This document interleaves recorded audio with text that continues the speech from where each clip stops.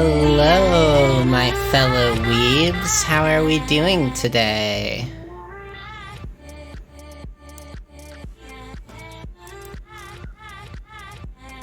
Hello, my fellow weebs.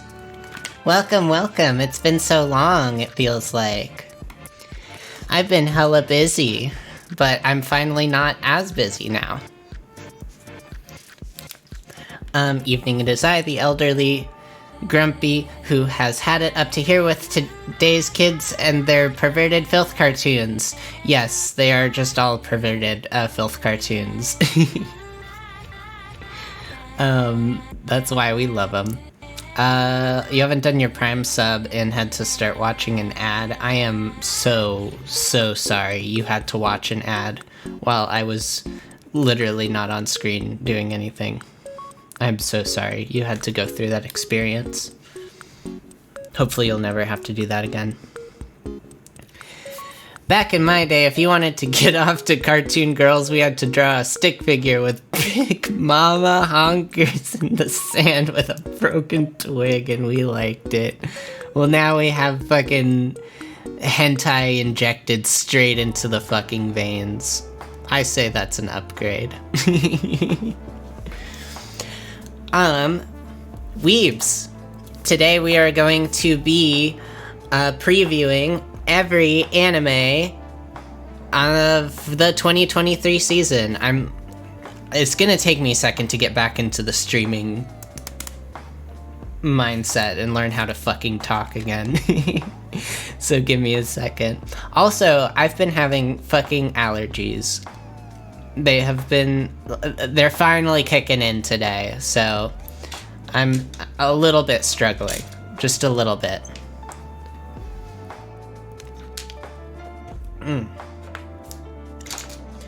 Yeah, I'm excited. I haven't really seen...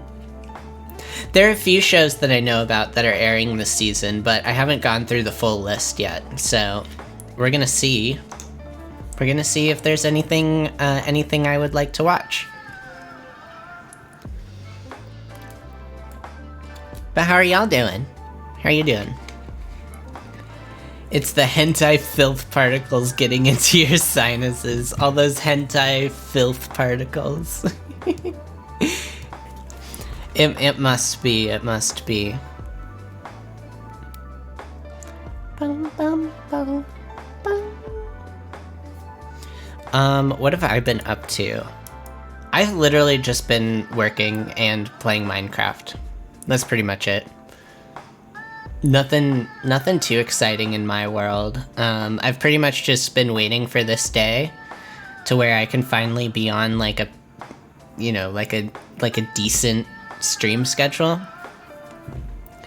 So I'll probably start going on around 7:30 now, like at the very least Monday through Thursday.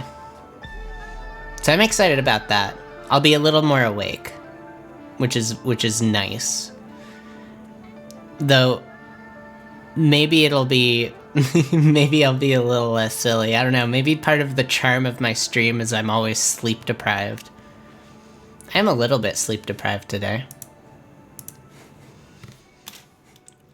We'll be getting into the anime shit here in a second.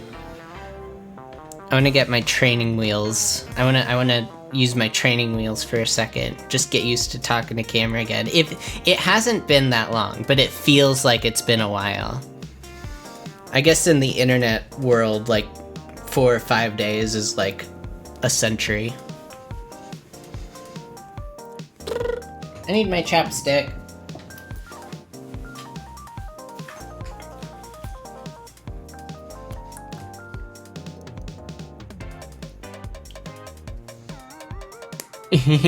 Hostile chat mood tonight. That's fine.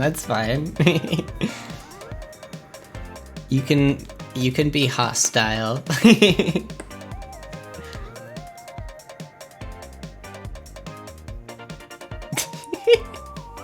I encourage a hostile chat. Actually, I don't. Don't clip that out of context. I prefer an adversarial relationship with chat. You're the antagonist. Yeah, you'll be the antagonist tonight. I'm gonna do a thing.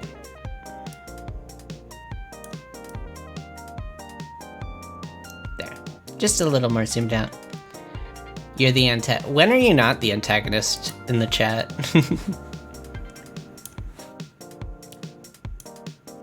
I feel like it's a good role for you. Yeah. I need some... I'm starting to get a headache, and I can't be having a headache right now. I need to review anime, and I can't review anime with a headache.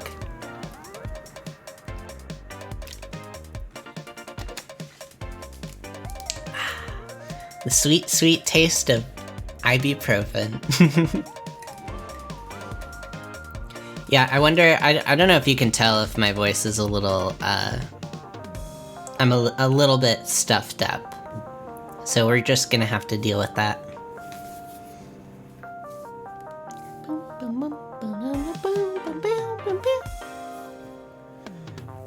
Why does my arm hurt? It doesn't hurt, it's just like a little... just a little sore. Is that just getting older? Just parts of my body start hurting randomly?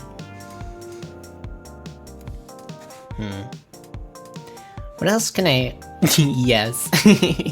Confirmed. All the time. So I've been working on the Minecraft server. I've done quite a bit off stream, actually. Quite a bit. I built a workshop. I built my own workshop. And it has like a whole basement area where I'm gonna put all my things.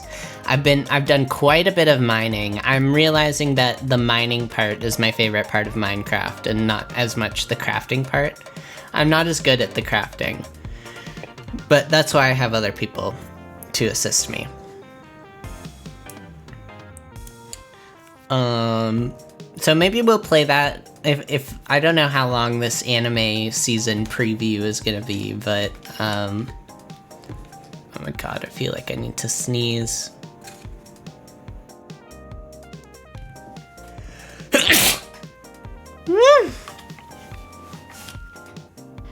Oh my god, fucking allergies, they're gonna kill me. They're gonna kill me. I do not want. It would be like, imagine if I didn't have my allergy meds right now. Oh my god. I'd be dead. I'd be literally dead. So you're just gonna have to deal with... I should become a streamer to become your karaoke. No, but then you wouldn't be able to moderate for me.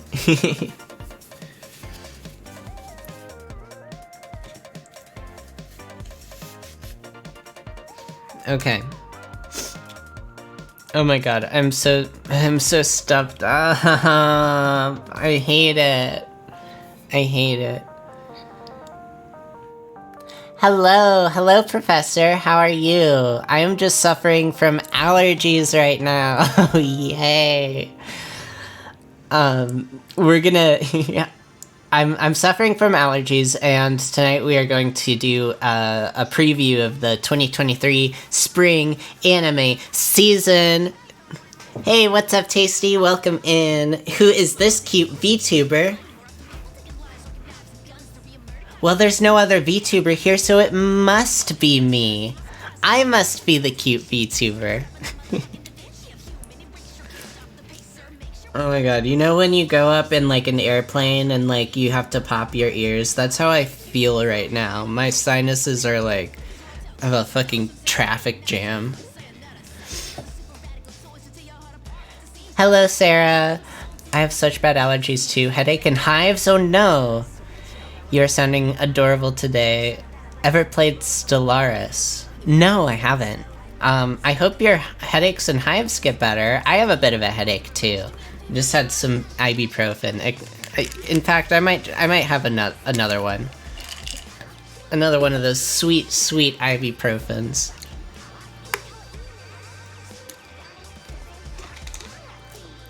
This is also a challenge stream to defeat my antagonistic attitude. We will defeat it. We will get to the, you know, this is the stream where we explore Duckling's villain arc, his backstory, his tragic backstory that led him to be the villain of the stream. Got bored during the Dreadpool playthrough, so I deleted it. Oh, you deleted that playthrough? Yeah, it was funny. I think it would, like, over an entire playthrough, it might get a little much. The hives really are the worst. Yeah, that sucks. If my heart is not warmed by the end of this, Flora will be punished next stream, and you took the initiative to pin that without my permission. Oh god, what's the punishment gonna be? What's the punishment gonna be? Oh boy. Okay. We still need to come up with a wheel of punishment. I keep putting it off. Doing a corrupt police officer playthrough that got isekai'd into Fallout. Gotcha.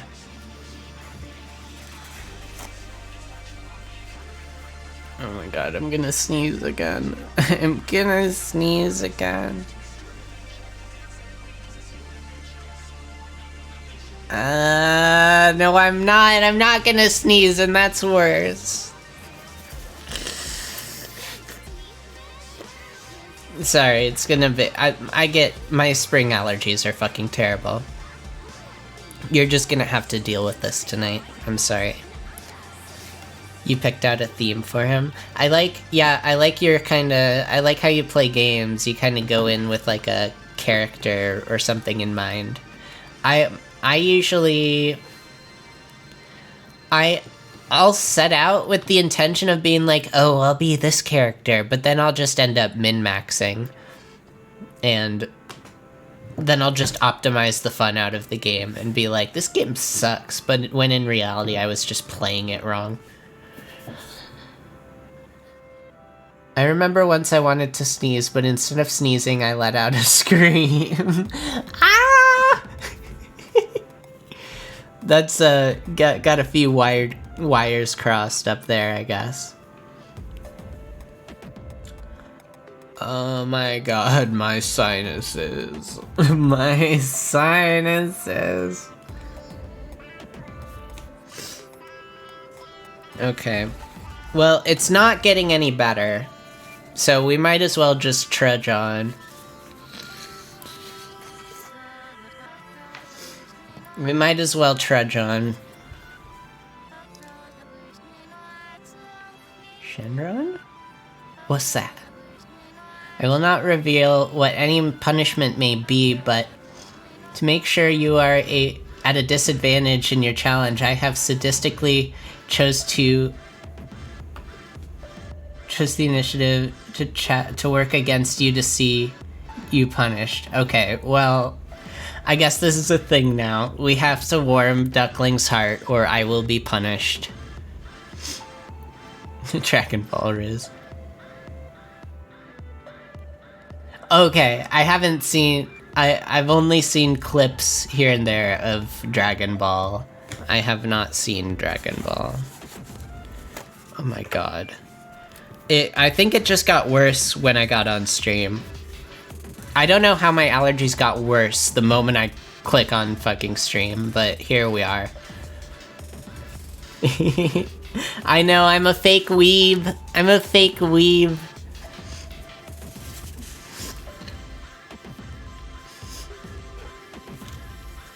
No, I'm not a fake weeb. I'm not a fake weeb. Have you seen my anime list? Have you seen how many anime I have completed? I have completed a lot of anime. I'm not a fake weeb. Lack of having seen Dragon Ball is not heartwarming. Oh no, oh no. What shonen have I seen? Fuck. I I've seen, I don't watch a whole lot of shonen.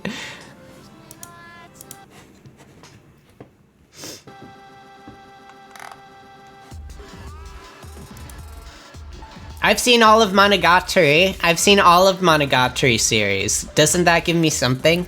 Thank you. Thank you for the head pats. Thank you for the head pats. I've seen all of Monogatari. All of it. Every single one.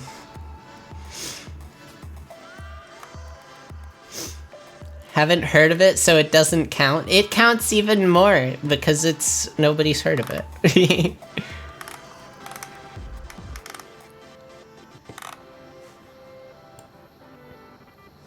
It counts even more.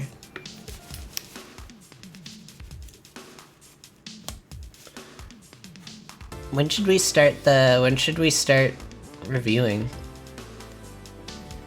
You can't just trot out Monogatari like a cheap whore to warm my heart.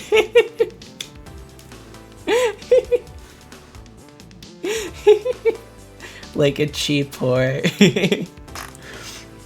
Listen, okay. Listen. Name one cheap whore that's watched all of Monogatari. I'll wait. It doesn't exist. You have to be a classy ass bitch to watch that whole series.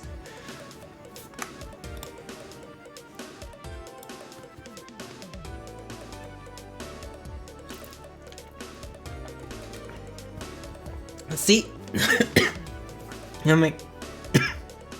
I'm choking on water. One sec. Oh my god, I'm struggling over here, y'all. I'm struggling.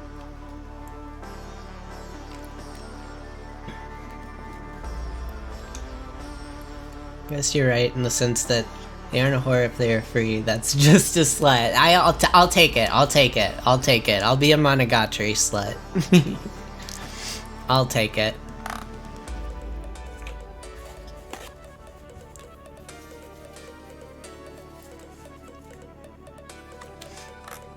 Okay. Okay. Okay. Should we get started? Should we get started with this anime season? Move over to... There we go.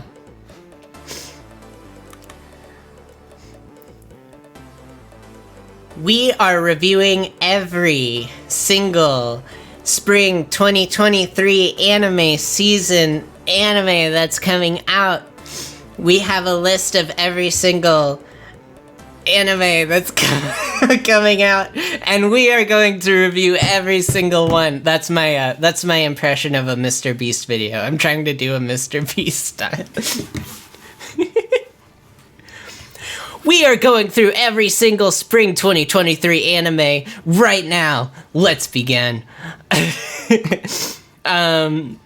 We're going from least popular to most popular, because I figure we might be like getting more people on, and so I'd like to talk about the things everyone wants to hear about at the end, so everyone can be involved. So, with that out of the way, let's begin. So some of these are sequels, so we won't be doing, oh, thank you, Nightback. Thank you, blah, blah, blah. Thank you, Nightbot. I do put out regular stream highlights on YouTube, youtube.com/@FloraViolet. Hello, Mr. Lucky. Welcome. You came just in time for the spring 2023 anime preview.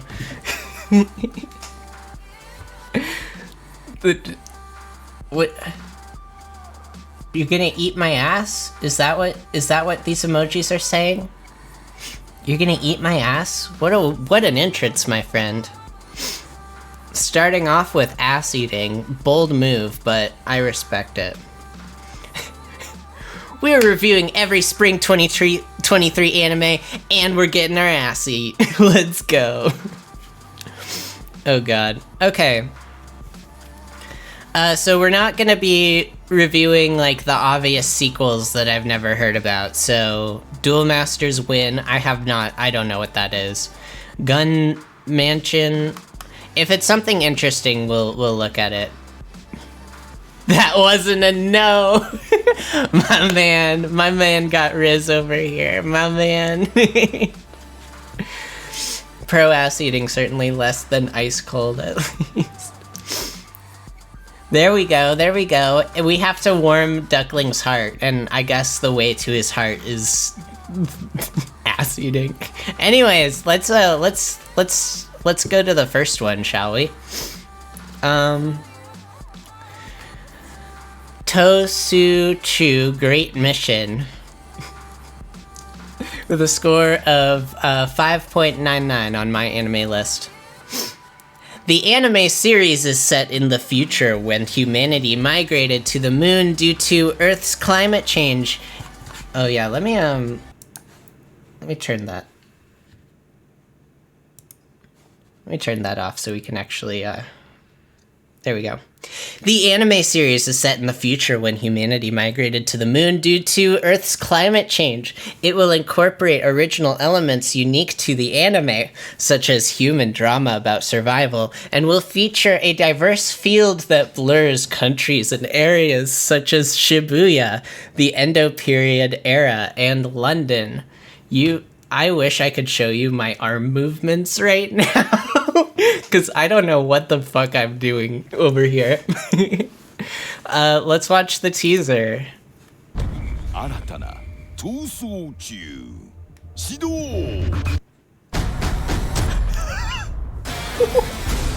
What? Alright, we got CGI.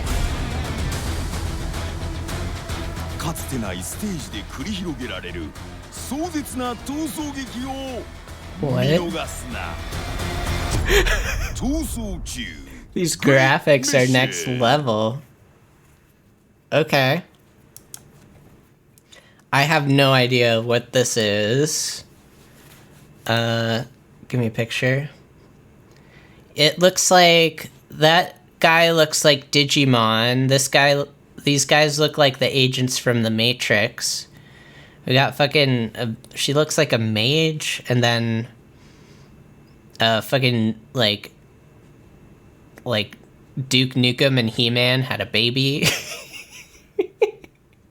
I don't know what I'm looking at here. She looks like a mage character, but, and then just sidekick. That's just every sidekick in an anime ever.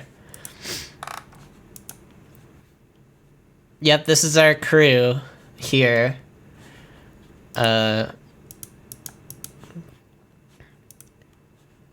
Wait. This is our crew. Yeah, she looks very out of place. And what are... Oh, okay. Wait, how is the... Okay, this pose right here, while cute... She is actively falling over right now. She is actually falling over, and this dude is not catching her. Okay. Well, I have nothing real... I have nothing of substance to say about this. It's by Toei Animation. Sci-fi suspense. The theme is high-stakes game.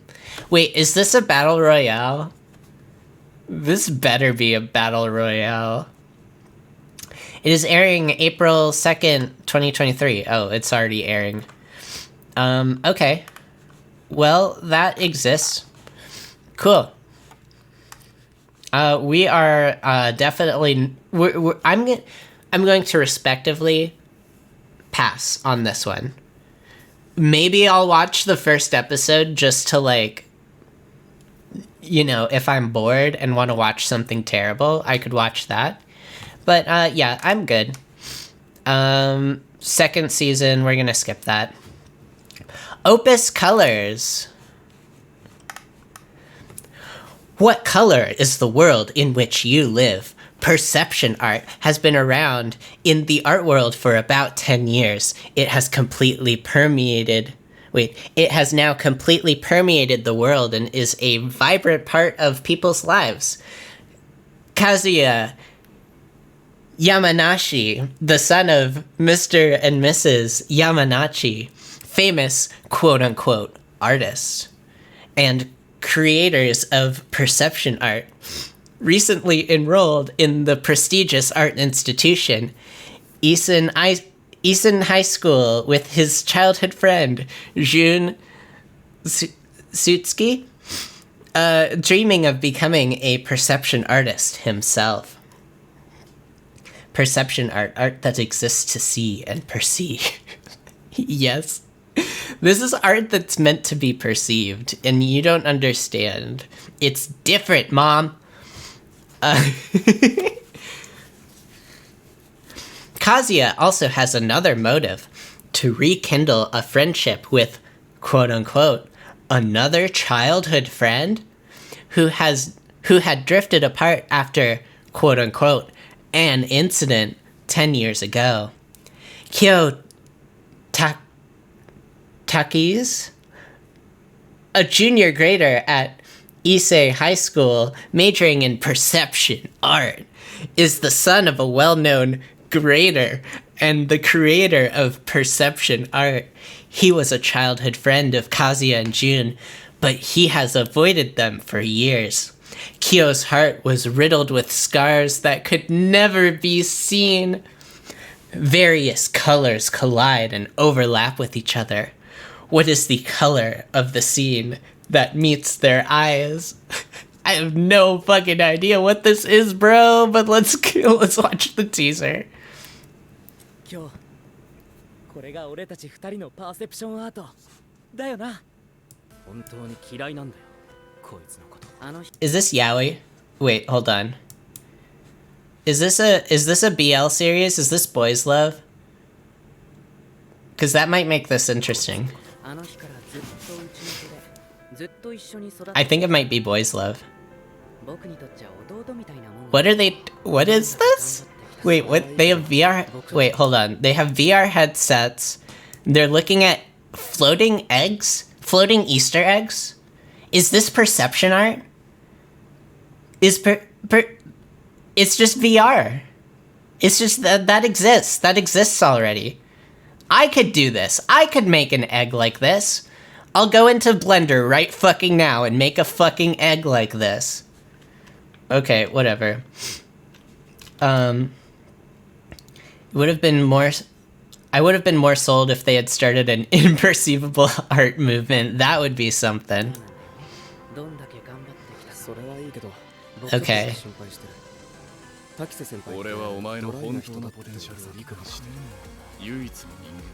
I think this is... Yeah, I think this is... They're pretty handsy with each other. I don't know, this might be boys love. Who is this man? Who is this man?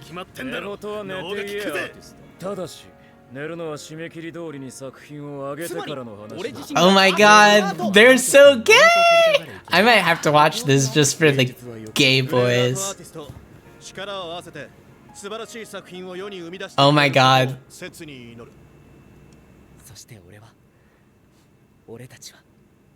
Is this the art?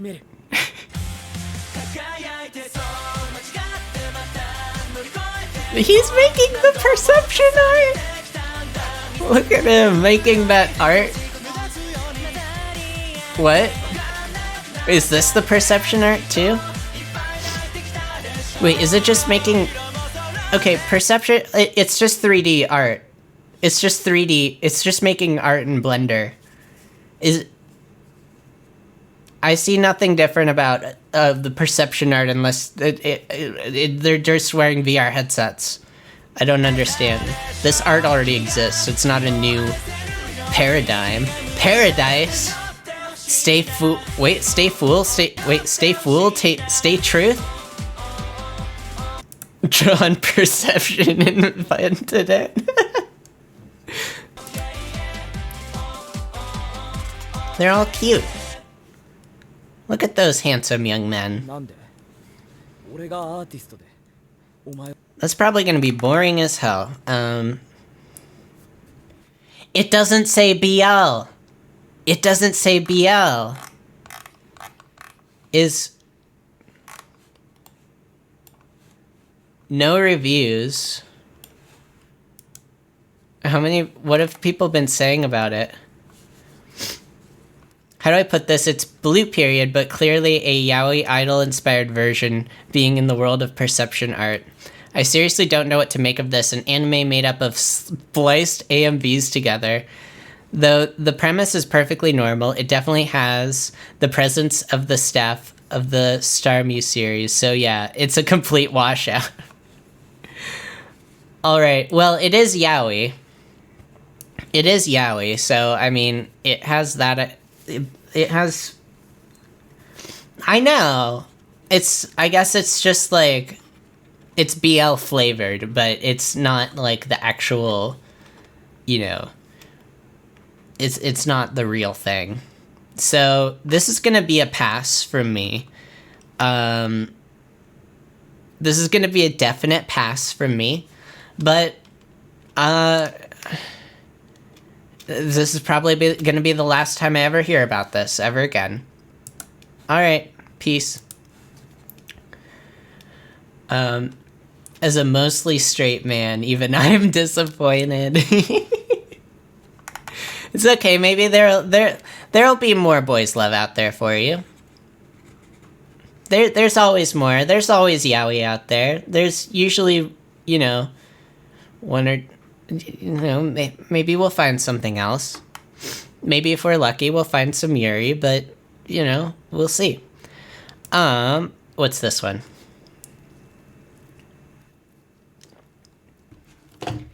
Alice, Gear, Aegis, expansion. Expansion? Centuries ago, mankind abandoned planet Earth after the Vice, a race of mechanical aliens, drove them from their home into a life adrift in space. Now resigned to starships forged of pieces of Earth's shattered moon, the final hope for humanity lies in the hands of actresses. What? Young women born with the ability to wield the only weapons that can harm the Vice. Alice Gears. Mechanical suits that can finally turn the tide against the alien incursion. Okay, so this is a mecha. Okay, like, you can't... how do I put this? Like, everyone has a different name for, like, the quote-unquote the heroes or the specialized team that's supposed to... Actresses is already a thing that... Like, that's just confusing branding, my friend. You could name it anything else besides actresses. You could name it something that makes a little more sense. Or are they just acting like they're fighting them? I don't understand. Backstory is a cop-out to avoid politics in a mecha anime. Let's see. Action, sci-fi, Studio Nomad.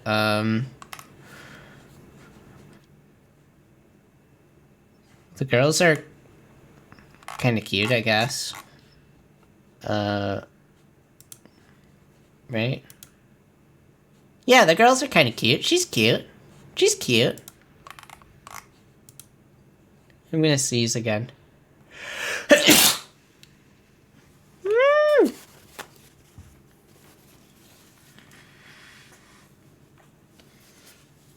Okay. So, yeah, I mean, they have cute designs, I guess. Let's look at the... 120秒でわかるアリスギアイギスエクスパンション宇佐本アンナがお送りします舞台は地球から遠く離れた未来の宇宙なぜかってことは聞かないよね21世紀の東京とそっくりの宇宙船サードここが物語の始まりの場所鳴子坂製作所いかにも老舗って感じねアリスギアの開発や整備の他に多くの有名アクトレスたちも所属する事務所でもあるの That's the animation clip they decided to show off? The one where she's sliding along the ground? アリスギアの開発や整備の他に多くの有名アクトレスたちも所属する事務所でもあるの。 Alright. で、この子たちが代表的なアクトレス。困っている人はほっとけない。主人公の平坂よつえちゃん。こちらはどちら様ですか？ゲームやアニメが大好き、ゆるふわオタクの金石よしさらちゃん。よしよし、課金税の恐ろしさ見せつけてやんよ。 She's me. 本に囲まれてるだけで幸せを感じちゃう桃品ふみかさん。 Don't talk shit about my new sliding waifu. I'm sorry, そ I'm の他にも sorry. たくさん優秀なアクトレスが所属しているんです。私だってまだまだ負けてないんだから。 Wait, are they... アクトレスは彼女たちにしか扱えないアリスギアをまとって謎の機械生命体バ Okay, イス they から fight シ in ャードを mechs. 守る女の子たちのこと。 Why are they called とっても actresses? 強いんだから。ちなみに私ナルコ坂 Whoops, 製 I 作所に muted 期 the 待 wrong の ones. 新人が入ってきたんだけど。 My bad. 申します。よろしくお願いいたします。天空。大丈夫かしらこの子。 One of those. We got the nosebleed. We got the Yuri bait. Let's go. まあとにかく個性的なアクトレスたちが描き出す愛と友情と笑いと涙のハートフルコメディ、それがアリスギア・アイギス Okay. エクスパンション。2023年4月より放送開始です。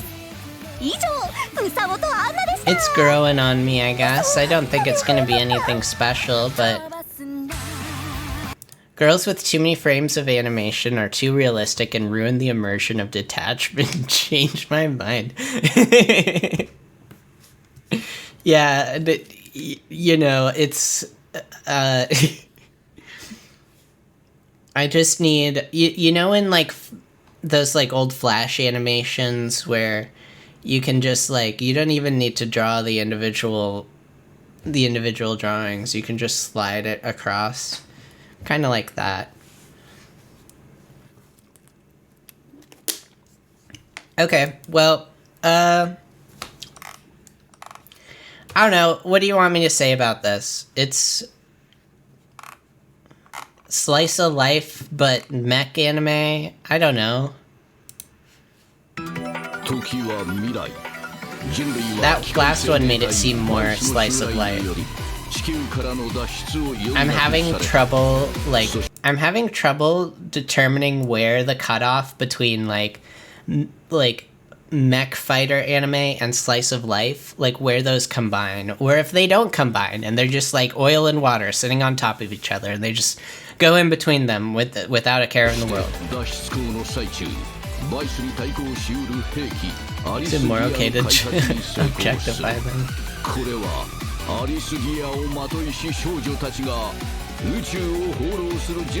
it's not the most low budget shit I've seen. They have some frames. Well, that's gonna be a skip from me. But it might be for some. Second season of Tokyo Mew Mew. Okay, we're not gonna do second seasons. Okay, what's this one? Wait, no. World Die Star. Stella of the Theater. World Die Star. After Die Star stage performers exploded into worldwide popularity in the 20th century, a 16-year-old Kokona Otori follows her dream of becoming a World Die Star by auditioning for this serious theatrical troupe. Okay, so this is like... I love you, cardboard cutout, Chad. So I guess this is like an idol anime, but theater. I guess the designs are kind of cute. Let's watch. 20世紀、世界は超演劇時代へと突入した。演劇は大衆娯楽として世界規模の大ブームとなり、人々はひときわ輝くセンスを放つ者を大スターと呼んだ。そして大スターの頂点に立つ者をこう呼んだ。ワールド大スタート。少女劇団シリウスの劇場。私ここで初めて役者になりたいって思ったんだ。大スターにになるにはどんな役者よりも輝かなきゃいけないのよ。主役をやる The のは designs are 私。 kind of cute. 大スターになるために I like their こんなところまで来たんだ outfits. もん。ココナさんは Even 自 they 分 were の演技をすればいいのです。 even ようこそシリウスへ。乾杯。いたね、金の卵。 what are they performing? What are they performing here? Is this Aladdin?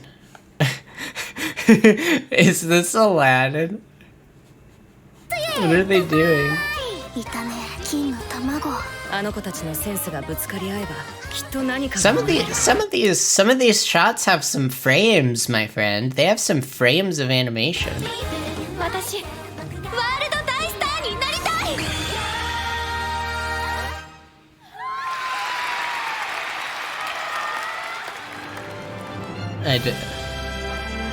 I don't know, man. I don't know. It could be fine. Oh, Amazon Prime Video. Nope, I'm out. I'm out. I've not heard of that studio. See what people have to say about it.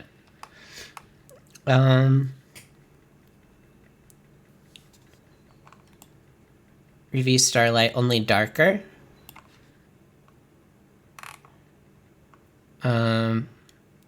Atori is too self-deprecating.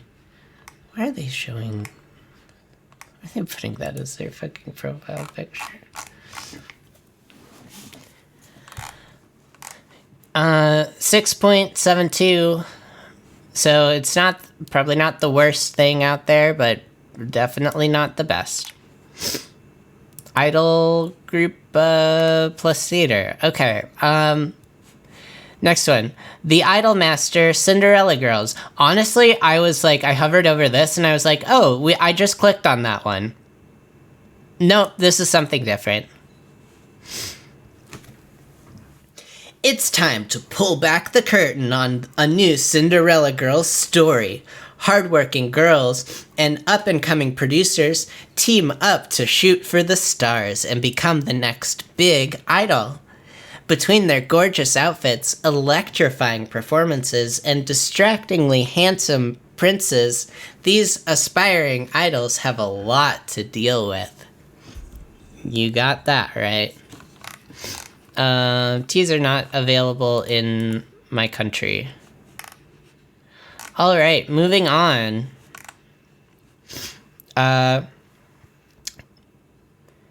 Kizuna no... Wait a minute. This is the Kizuna Ai one. This is the Kizuna Ai. Do y'all know Kizuna? Okay, y'all are VTuber fans. Y'all know Kizuna Ai.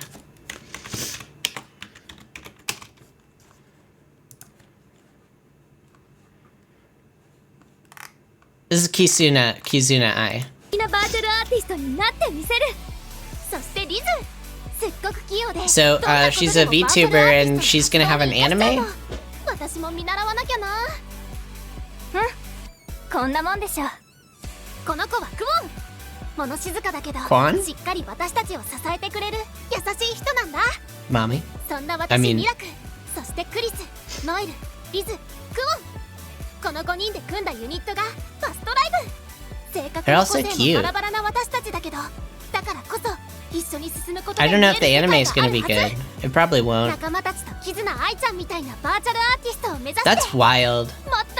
Like, VTubers are getting their own anime adaptations now. So what? Slur, where? What? Oh, VTuber fans? You're literally watching a VTuber right now. Shut the fuck up.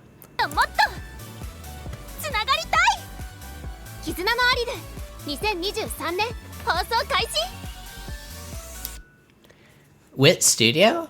Okay. I'm gonna give that a watch, actually. 5.5. I'm gonna give it just to support my girl. Just to support my girl, Kizuna Ai. I'm gonna give that a plan to watch. I'll give it like an episode. If it doesn't hook me in one episode, I'm out.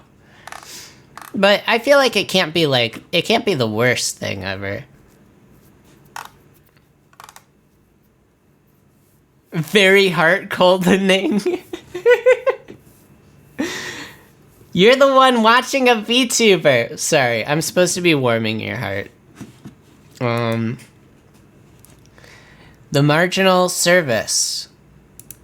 Let's see here. This one has an actual description. After being fired from his detective job, Brian receives a strange letter. He heads to the address written on the envelope and finds himself among the marginal service. This motley crew of fearless men and women and a squirrel are tasked with hunting down aliens, and Brian just became their newest member. Whoa! Y'all can't...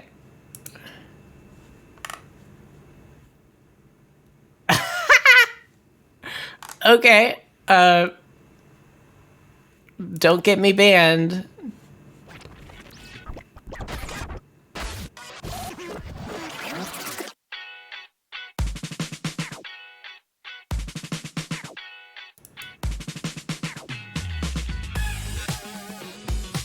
Oh, wow, okay. Just a whole bunch of shirtless men. And women. And boys. And old guy? And squirrel? What?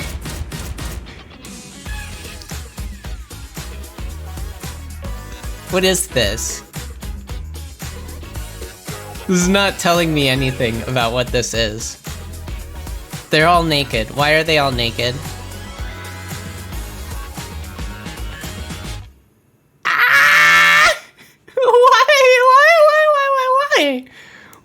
What is this about? This tells me nothing except there are naked people in it.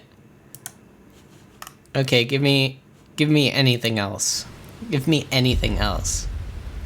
I have no idea what it is, but it's a must watch. 相棒と犯人を追っていた最中、不可解な事件に巻き込まれた。後日届いた謎の手紙。ようこそマージナルサービスへ。1ヶ月前に発足した組織だ。捜査の対象は You clothes. I know. 妖怪人だ。 I'm disappointed. もちろんだ。オリジナルテレビアニメ。 Damn, they wear clothes in this one. ザ・マージナルサービス。 Rip. どういうことだ。遠隔操作されたのよ。4月より放送。はあ、こんなもんよ。帯道具ならある。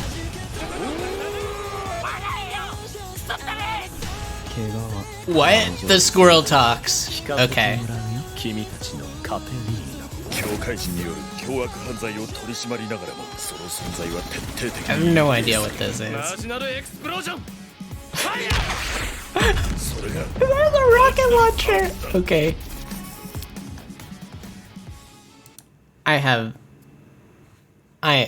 so many questions that I am just... I don't have the energy to even attempt to get answered. Alien hunting A-team with a talking squirrel. You summed it up better. You should be working for these. You should write the description for these. It's better than these public safety workers are here to save the planet Earth from aliens one job at a time. It's better than that. Okay, well, that's gonna be a skip. Sacrificial Princess and the King of Beasts.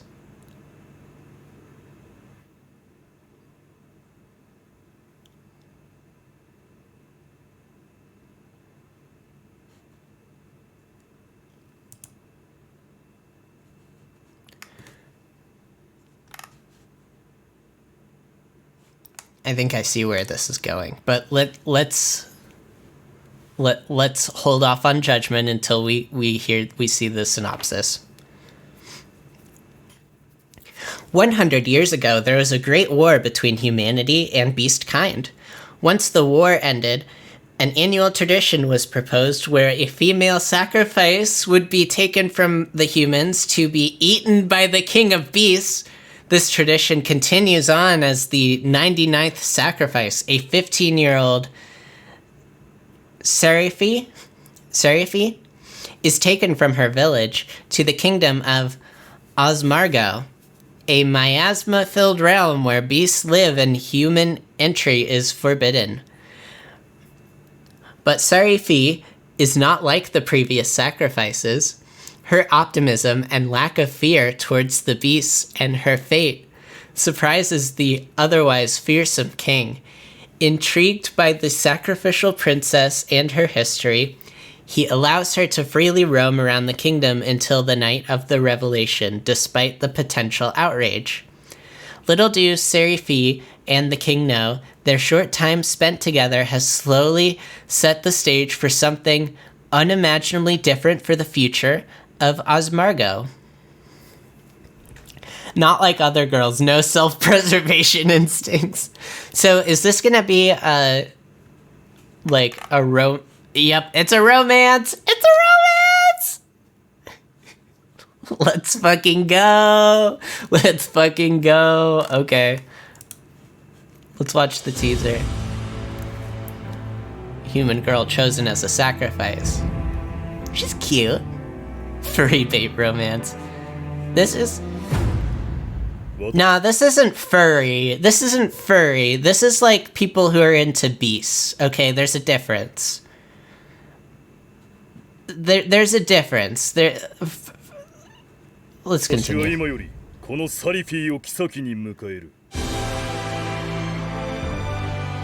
Oh man. She's gonna fall in love with that beast, isn't she? She's cute. The tail. Oh.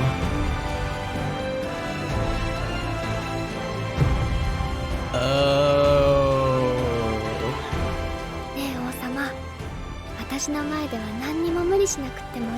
I see. How is that gonna work physically? Please do tell everyone the difference between beast lovers and furry lovers in detail. The class would love to know. There is a difference. There is a difference, okay? There is a difference. Do I know that how to explain that difference? No, I do not. Do I know it when I see it? Yes, I do. Beasts are different from furries, okay? Furries are like cartoon characters, right? Anthropomorphized cartoons, right? And then should you derail the stream to do it? Probably not. I probably shouldn't. And then the beast is like it's a vibe, okay? It's a vibe. You know the vibe when you see the vibe, okay? You know it when you see it, okay? This is a world of like monsters, right? Okay, it's different. Anyways, this is gonna be a slightly uncomfortable yet intriguing watch. I'm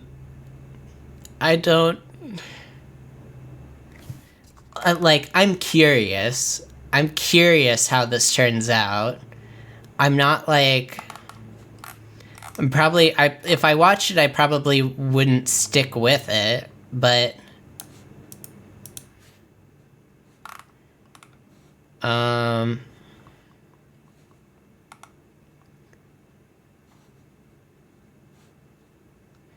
Ancient Magnus Bride. I don't know what that is, but...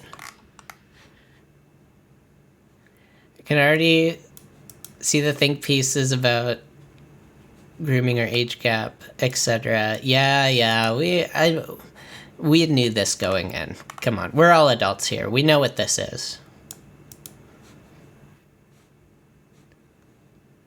Pacing feels too fast. Okay.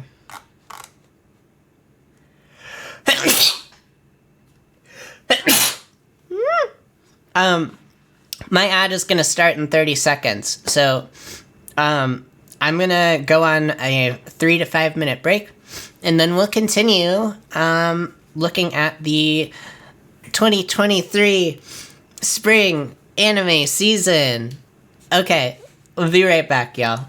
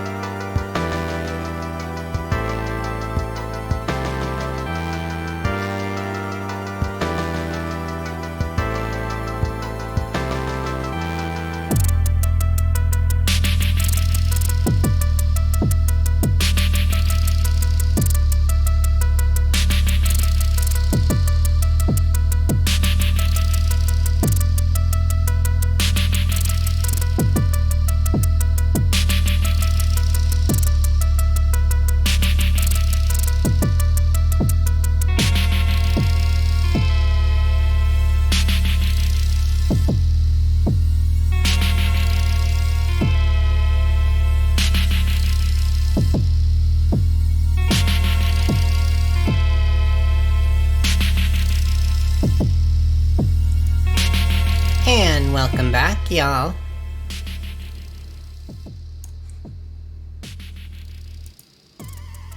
Welcome back, y'all. I am Flora Violet. You can call me Flora.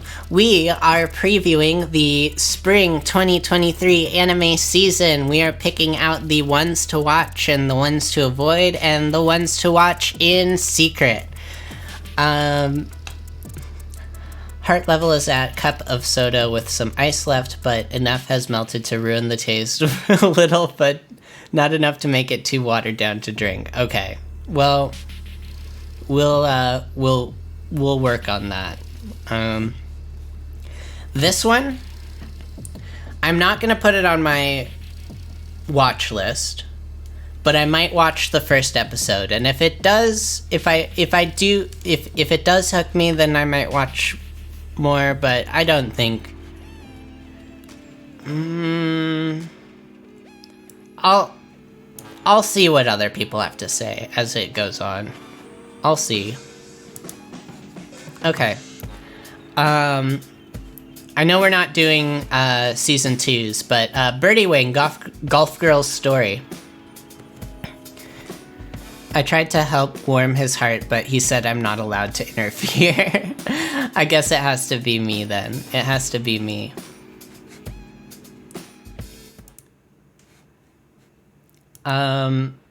Okay. Birdie Wing, Golf Girl's story. I watched the first episode of the first season and I really liked it. It was really good. I didn't watch on though, but maybe I should. So if you're looking for like a good, like, I don't know, if you're looking for something fun, and it's also Yuri, so, you know, that's adorable. Yeah, Golf Girls. Rokudo's Bad Girls. Okay. Interesting.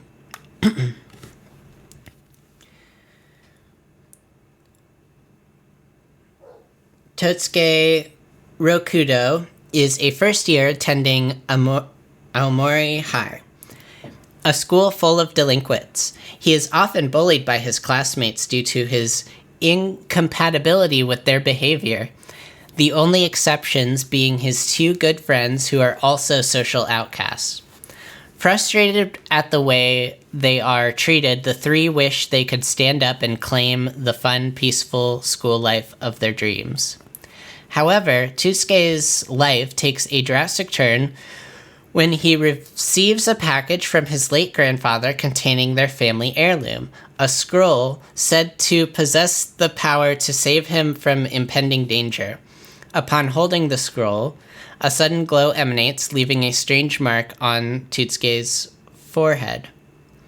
Thinking that he's received the means to free himself and his friends from their daily treatment, Totsuke is shocked to find out that its effects are far different from what he imagined. Although his bullying continues, he realizes that the mark from the scroll acts as a charm, capturing the hearts of delinquent girls, in particular, Rana Himawari, the strongest of them all. Okay.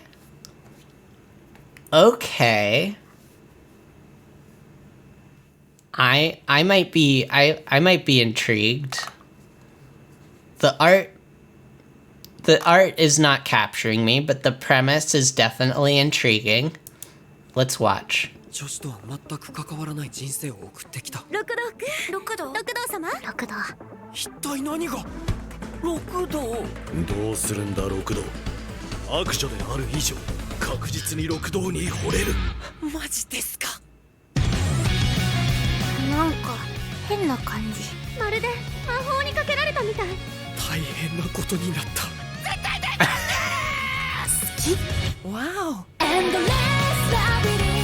今日からこのクラスの一員になる転校生の皆さんです。僕たちが転校してきたのはこの六道東介くんが The いるから blonde で girl's す。design is a lot. It is. 殴り込むから楽しみにしてな。私強い人が好きだから。スリルが足りないんだよ。どんな理由があろうと。女の子を泣かせちゃいけない。あいつはやるときやる男なんだよ。絶対に怪我をしないでください。たとえどんな悪女でも Weirdly 90s, but still modern. Yeah, yeah. I'm interested.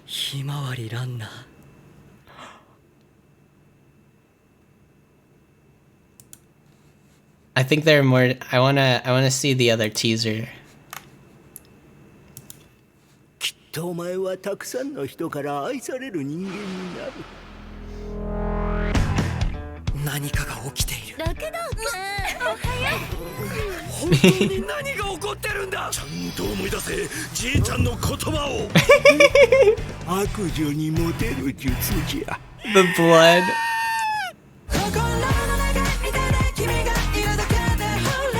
女子とは全く関わらない人生を送ってきた。六道くんのためなら私は勝手に何でもする。きっと六道には不思議な魅力があるんだな。お迎えに上がりました。六道様。六道に。I think I might put this on my watch list. It looks interesting. The art style is unique. At first glance, I wasn't a fan, but it's quirky.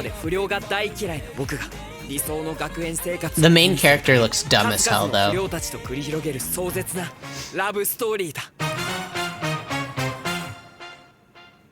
Full on 90s. Everything else is modern anime. Yeah, yeah, yeah. I like the idea of, like... capturing the heart of the delinquent girl. That's fun. Also, I need to just reset my position real quick. Okay, there we go. I like the idea of kind of capturing the heart of the delinquent girl. That's fun. Themes: delinquents, harem, school. Yeah. I'm a sucker for harems. I'm a sucker for harems. Okay, I'll put this on my plan to watch list. It looks like it could be fun.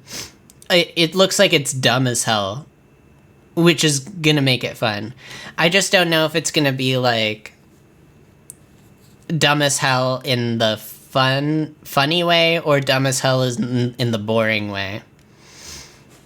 Let me move this over here.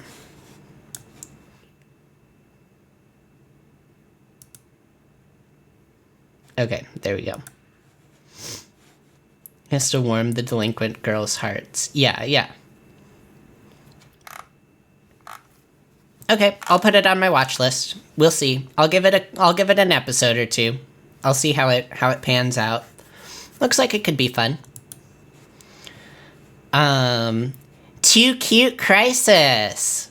Oh, I think I've seen something on this.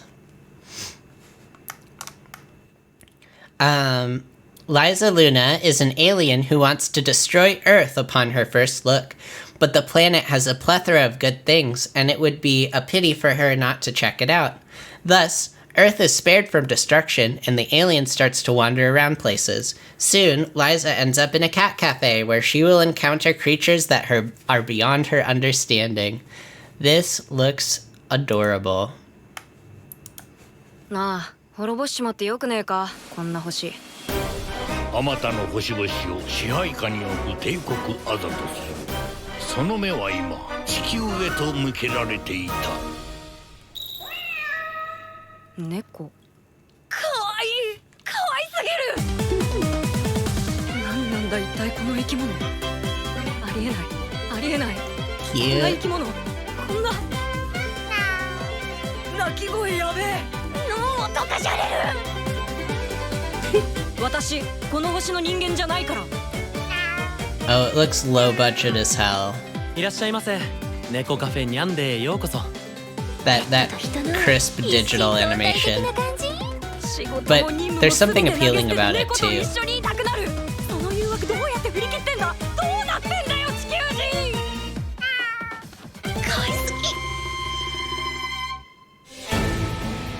Yeah, looks cute. Yeah, that crisp digital art. 常識外れの頭脳と技術であらゆる不可能を可能にしてきた。そんなリザが今地球の生き物に手を焼いているらしい。その生き物の名は猫。過去観測されている宇宙生物は66兆種以上だがどれも比較にならない。これはマジで宇宙人かもしれない。Okay, yeah, it looks cute. 挙動が人知を超えてますわ。猫と生きるということは I kind of like the bold lines. Not gonna lie, I kind of like it. It looked like, yeah, it looks low budget as hell. リザちゃんの星の兵隊が But like, it knows what it's trying to be. It's not trying to be anything more than that, you know? I'll put it on my watch list. But I'll probably drop it after a few episodes. That's where I'm at with it.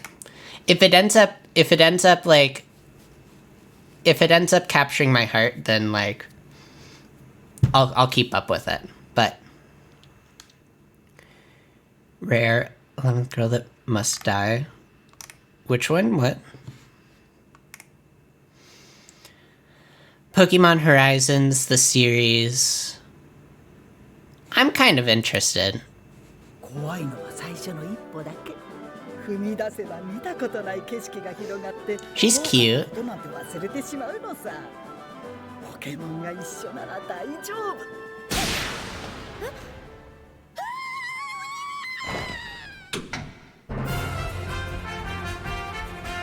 I like the look of the new modern Pokemon style Pokemon. Pika.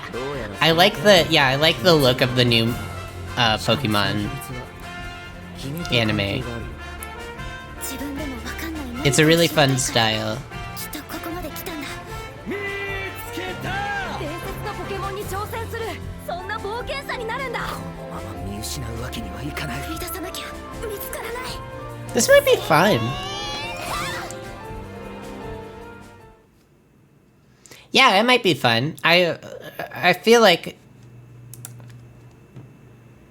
yeah, I don't know what to say. It's Pokemon. Everyone loves Pokemon.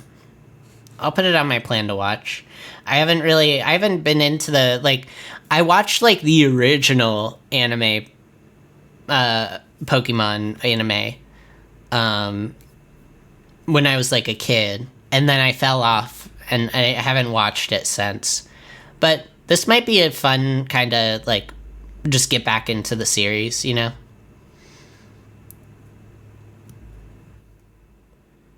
Quaxley, and it evolves instant.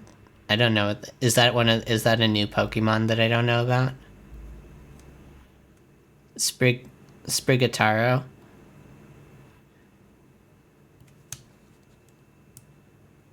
Quaxley. Oh, Duck Starter. Oh, okay, this one.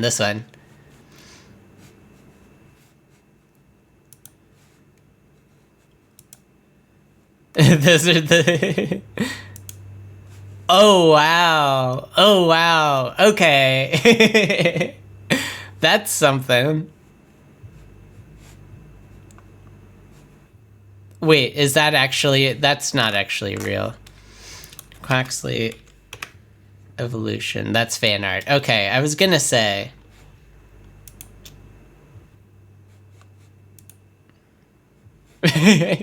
Is all of this fan art?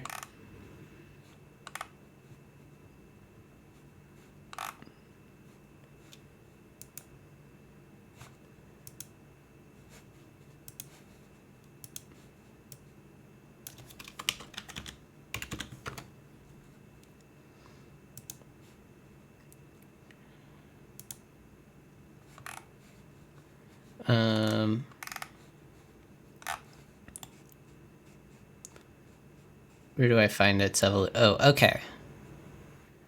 Quaxwell. Quaxwell. Look at that. The forehead on that dude. My guy.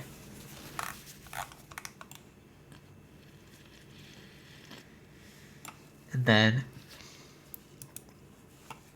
Quavel. Oh, wow.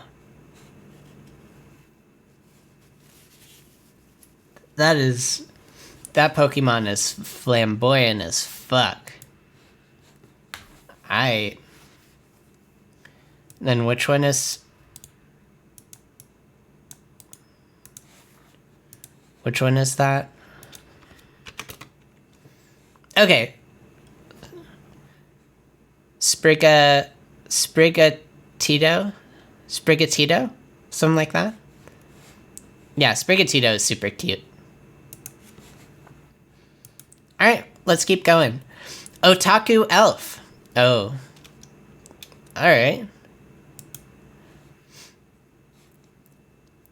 Koito Kagane works as the teenage shrine maiden at the Takamimi Shrine, catering to the whims of its resident, a centuries-old elf who loves video games as much as she hates going outside. Line up your offerings for the Otaku Elf. Some energy drinks, chips, and video games will do nicely, and watch her new friendship scramble to keep up. Is this... comedy supernatural? Is it gonna be...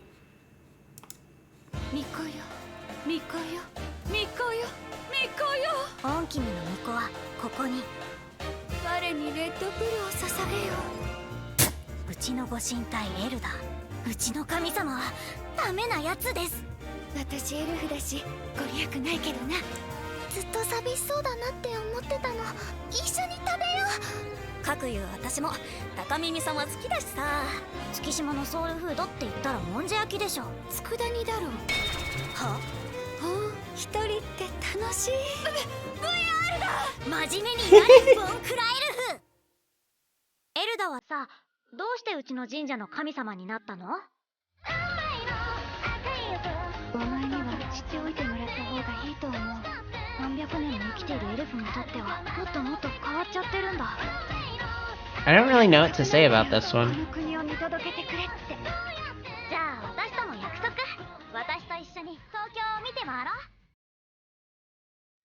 Is it? It's a thing that exists. Yeah.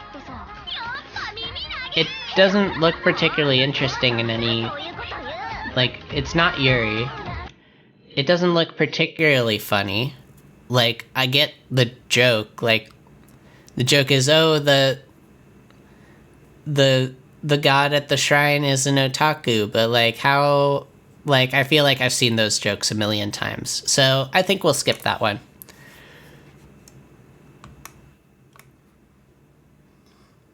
Aono Orchestra. Hajime Aono was a prodigy violinist until he grew jaded with playing the violin due to personal reasons. Now, in his third year of middle school, he struggles to decide his academic path. One day in school, he meets Ritsuko Akine, a hot-headed novice violinist who wants to enroll in a high school with a distinguished orchestra club. When he finds himself getting closer to Ritsuko and being brought back to the world of violinists, time starts moving again for him. This is the beginning of a youthful drama where sounds and hearts alike resound in harmony. This looks kind of boring, but we'll watch the preview. 4本の弦、そこから奏でられる音が耳にこびりついている。俺はあの音に囚われている。次はシンフォニックオーケストラ部の皆さんです。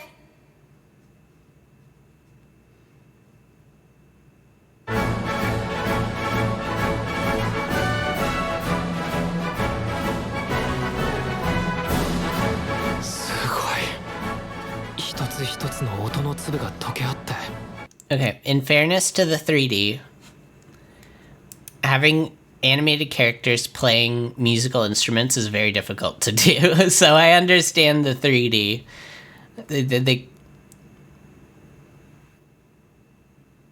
It doesn't look...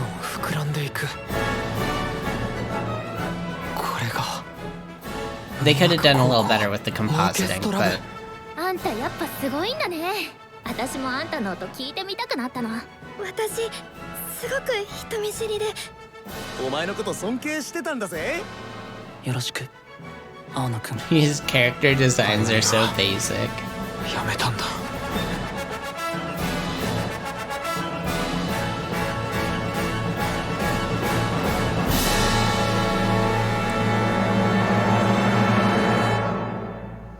That is a thing that exists. Alright, next one. My clueless first friend. 5th grader Nishimura isn't too proud of her Grim Reaper moniker given by her bullying schoolmates, but the new kid loves it. The once lonely target of everyone's ridicule starts to get out of her shell with the help of her new cheerful yet airheaded friend, Takada. Together they'll embark on a sweet and touching journey of summer fun and friendship. I heard about this one. I think it looks kind of cute. 死神。死神？高田くんも私に近づかない方がいいよ。呪いが移るらしいから。I like the art style. 何それかっこいい。死の呪い？それほどまでに恐れられるパワー。なんてかっこいいあだ名なんだ。だからもっと西村さんと仲良くなりたいんだ。西村さんたくさん笑ってほしい。超似合ってる。運命みたい。もしかして僕、西村さんにひどいこと言ってた？高田くんは今まで通り私のことを死神って呼んで。言葉にできなくて。どんな瞬間も気づけば君のこと思い浮かべ。 Yeah, this is 西 cute. 村さんと一緒の方がいつもの I don't know if it's anything I haven't seen before, but it's cute. こっちのセリフだよ。茜にいいお友達がきっとできますように。お父さん、多分もう大丈夫だよ。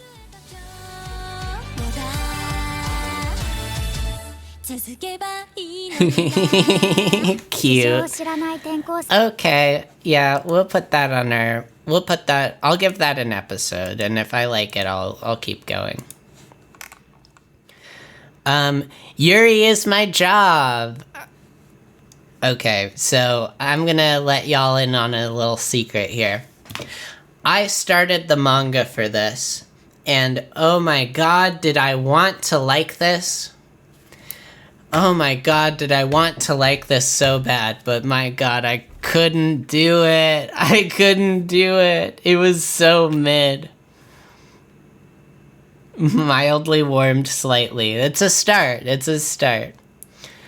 Worried about her reputation, Hime covers shifts for a cafe manager she accidentally injures to maintain her picture-perfect princess image.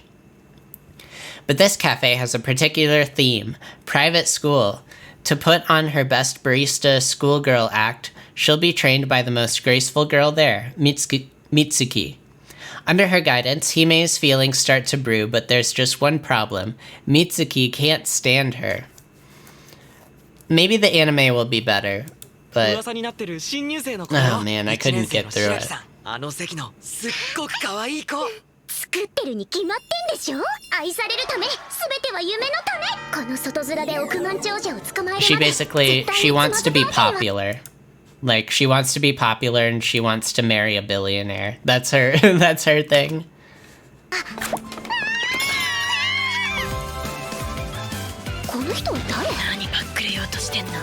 And then she, like, starts working at this themed cafe where she's gay for pay.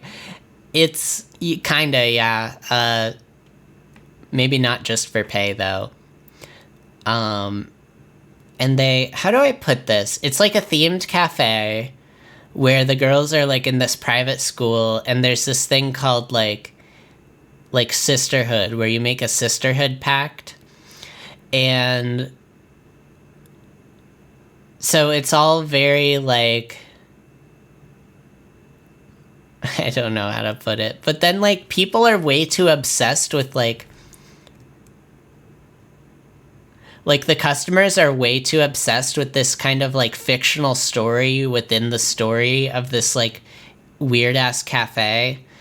And then like they start like in the middle of the fucking, like they're kind of acting, right? And they're like talking to each other and stuff. And then like they'll let out all their personal shit just in the middle of the fucking like restaurant. And it's like, yo, go to the fucking back. Like, stop making this everyone else's shit. It's just annoying. And I don't completely understand the premise of this cafe. It's like, I know what they're going for, but like, it's yeah.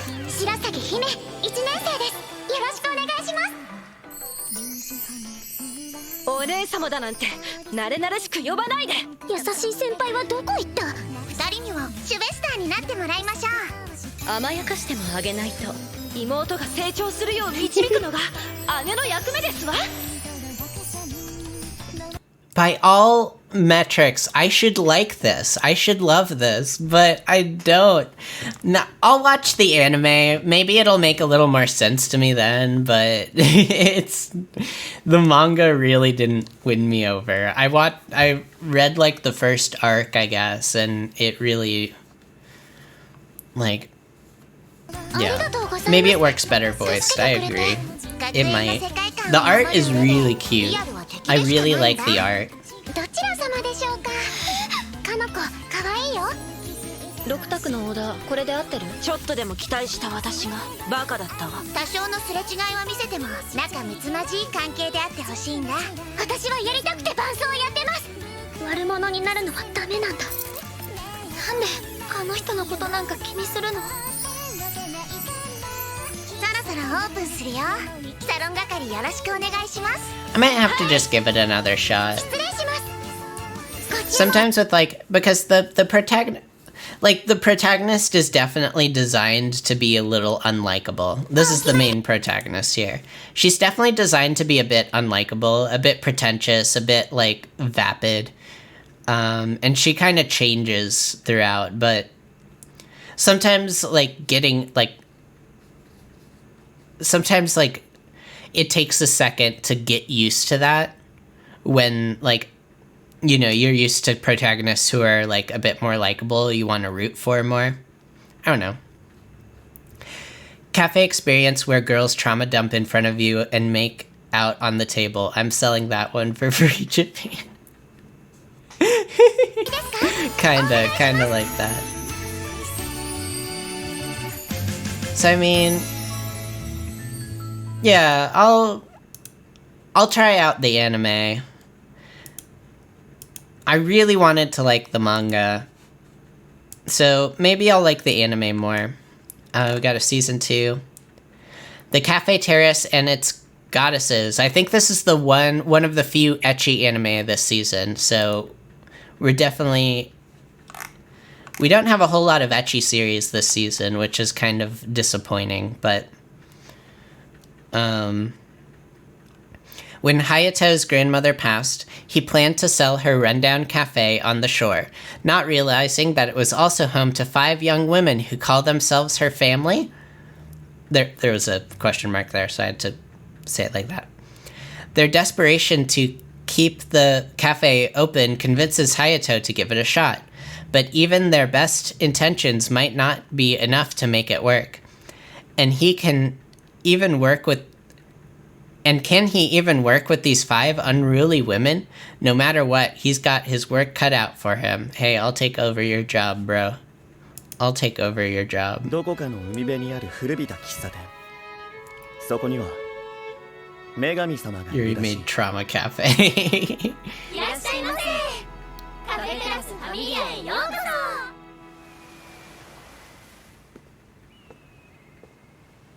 そ。3年ぶりか。It's the most generic ass fucking protagonist. Oh my god. クソババ。やっとくたばったのかよ。なんなんだお前ら。うちに上がり込んで何してる。こんな薄情な孫じゃおばあちゃんも浮かばれないわね。夜のちょい He's cute. 親睦を深めよう。 She's cute. 一応他人の家なんですから。男なんてエロいことしか考えてない Yep. 猿なのよ。バンドの曲作るときにここ使わせてもらってる。今さら帳簿なんて見て何しようっていうの？俺がやるんだよ。ばあさんに代わってあの店を。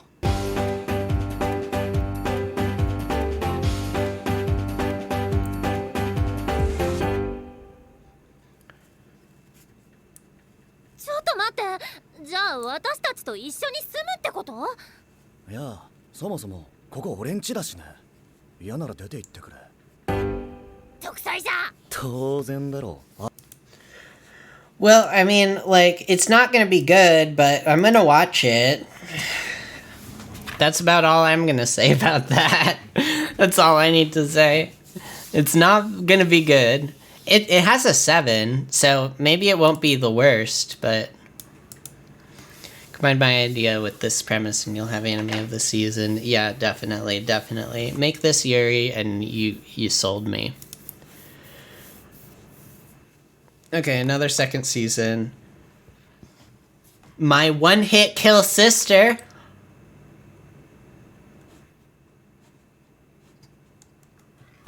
I don't even need to read the premise. I'm Alright. Asahi loves the idea of magical fantasy worlds, and somehow he's transported to one. He's eager to explore and use his new abilities, except he learns he doesn't have any. But his older sister Maya is in this world too, and she ends up having the strongest cheat skills imaginable. Now Asahi starts his new life with a doting sister who can kill any beast with one hit. Ah! Okay.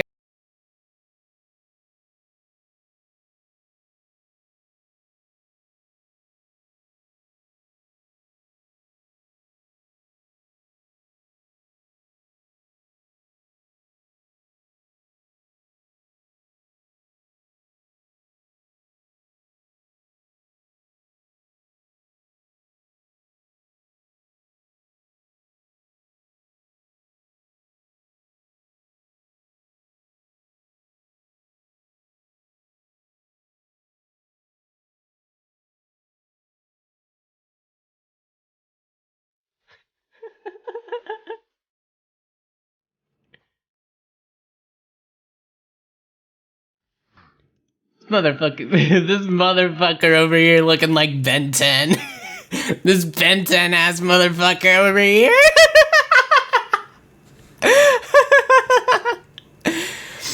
This is just mom anime, but more gross. I don't know how to respond to that. It sounds like you're just making a value judgment here. The 10 is for the age he likes. No. This one's going on my watch list. This looks dumb as hell. This looks dumb as hell.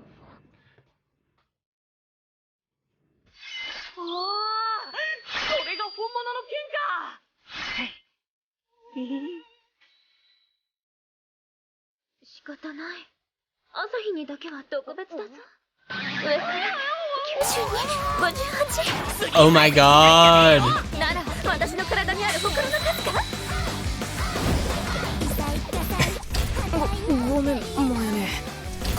Also, she's not an emoto, she's an one-san.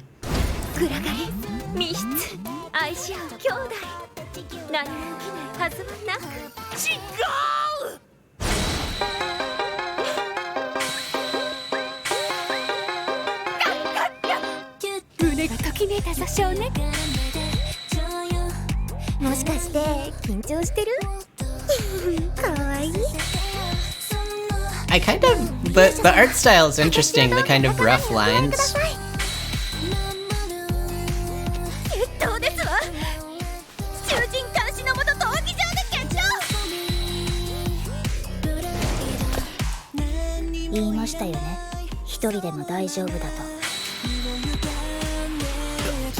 Only half paying attention. You don't have your full undivided attention on this anime? What's wrong with you? It's even more mom anime like then, yeah. Isekai with my sister in another world.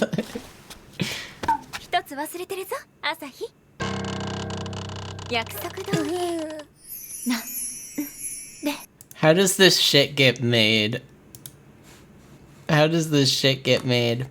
Mobile Suit Gundam The Witch from Mercury is having a season 2. I still need to watch the first season. I know. I have it. I just need to watch it.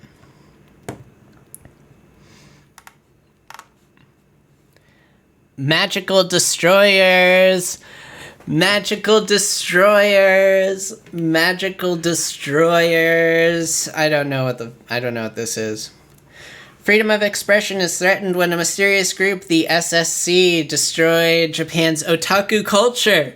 However, a young revolutionary otaku hero who loves the culture more than anything rises up. Rise up, gamers! Rise up, weebs!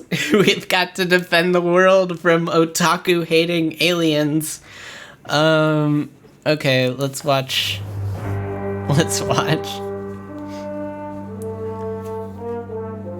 Abolished. In 2008. Oh, we're gonna get a lot of, poor people who will rise up to restore.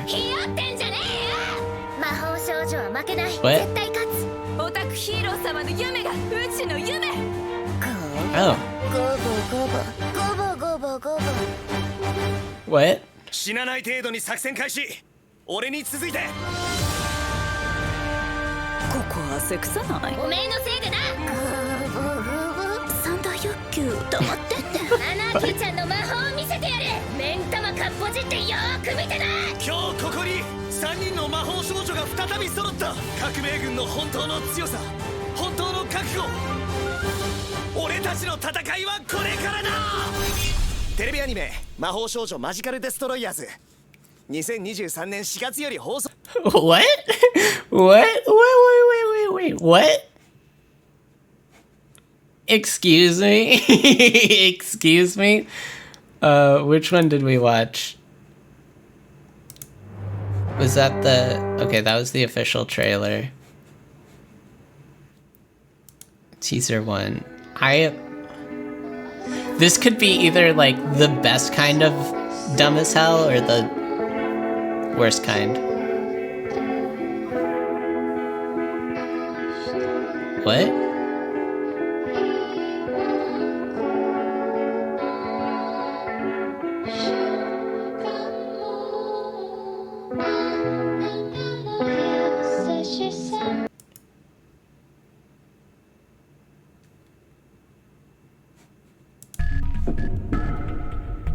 Okay.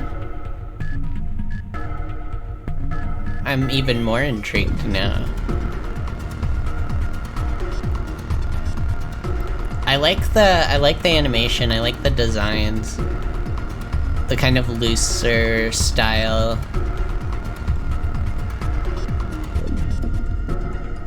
This looks like it could be fun.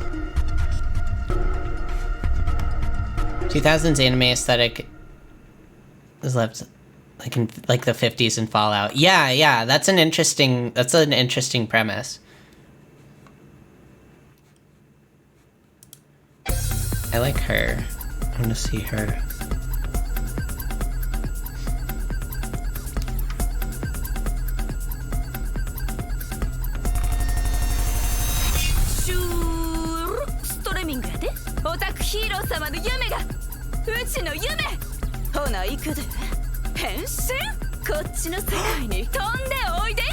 I love her.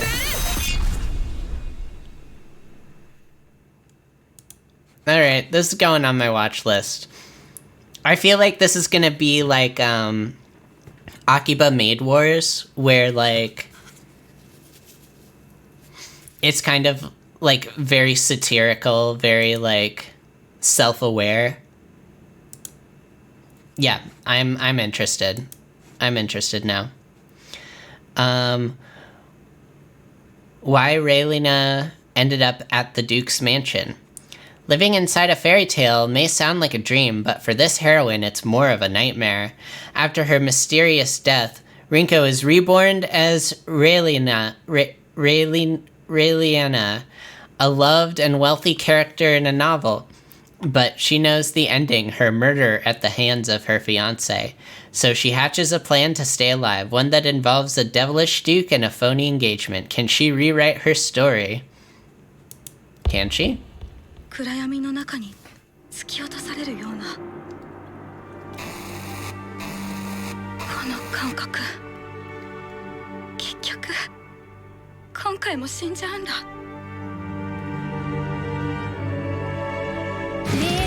I pretty much know what this is gonna be. 小説の中の世界に転生してしまったレリアナ・マクミランは近いうちに命を落とす取引だとこの私と私に婚約者のふりをしろと私はあの男とこの物語の結末を知っているあの女から目を離すなよ人の部屋に勝手に入ってくるなんてプライバシーが必要だとこのペテン師どうした脅迫女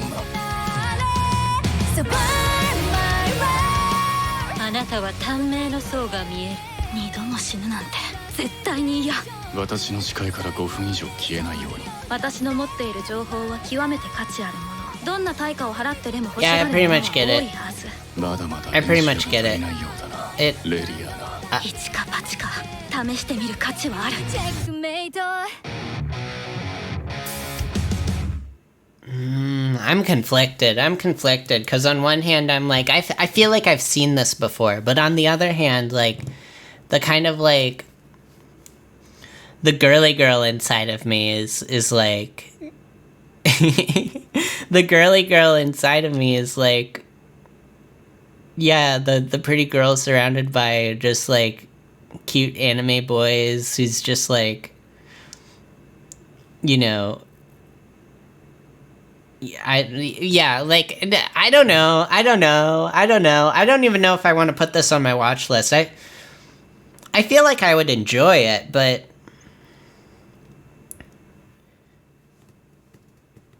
simply thinking mid. Yeah, one part of me is thinking mid. I've seen this before. Also, hello Devil Cat VR. How are you doing? We are reviewing every spring 2023 anime this season. But yeah, there's a part of me that's just like the nerdy girl inside of me is just like, yeah, I want to be like failing to warm your heart. How have I been? I've been all right. I've been working on getting just basically I finished out my 2 weeks at my other job and now I'm fully at my other job now, so I have more time to stream and stuff. So I've been basically finishing out those 2 weeks, and now I'm done, and now I'm back doing my thing. Oh my god, my voice. So I am not gonna put this on my watch list, even though part of me kind of wants to. Part of me is interested, part of me is not interested. The aristocrat's otherworldly adventure, serving gods who go too far. Girl instincts denied. Shina Kazuya is killed protecting a young girl at a convenience store where he just happened to be at the wrong time. The next thing he knows, he's in the kind of world that he has only dreamed about, a world of magic and swords. Wow, I've never seen this before. He has been reincarnated as Cain von Silford, the third son of an aristocratic family, and he quickly grows interested in the many things he sees. Then, on his 5th birthday, he's baptized at a church according to tradition, and the gods grant him several divine blessings along with stats that can only be described as unusual and extraordinary. Wow, I've never seen this before. In his reincarnated life, when it comes to things like battles, romance, and studying, apparently a little overkill is just right. When he puts in the usual effort to do things punctually and properly, it only gets him in trouble. Thus, Kane's chaotic life in another world begins. Alright, we gotta watch the trailer, at least. お主は何者じゃあやつが16歳になるまでに国一番いや大陸一の強さになっていないと困るカインの力が必要になる時がきっと来るからな What is this? I know exactly what this is.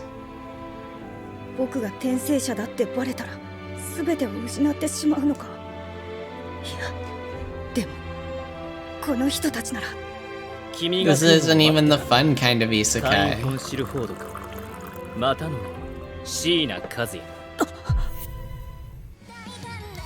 An adventure that begins with overpowered stats. And he has a harem. Wow. なんか謎に釘刺されてるようこそアートギルド本部へ俺が止めなかったら今頃ここの床は血に染まってたなこれ以上飲んだらあんたの血で床が染まる Got an adventuring party of... We got the hot-headed redheaded guy. What? Okay, the doting One-san. 詳しくご教授願いますわ Got the jealous lollies and the... What? Yep, that is an isekai, alright. Anyways, moving on. The legendary hero is dead. In a world of monsters and magic, Sion, the local hero, is on his way to save the world from demons. Well, that was the plan until he fell into a pit dug by a sleazy villager, Tuka, and died. After hiding the accident, Tuka goes to bed as usual but wakes up feeling different. Somehow, he's in Sion's body. Now the fate of the world is in his hands. What could go wrong? Oh boy. 地獄の門を封印してから3年畑に入ってきた悪魔は屈殺したぜ世界を救った男がこんな簡単に The guy who saved the world seriously just died?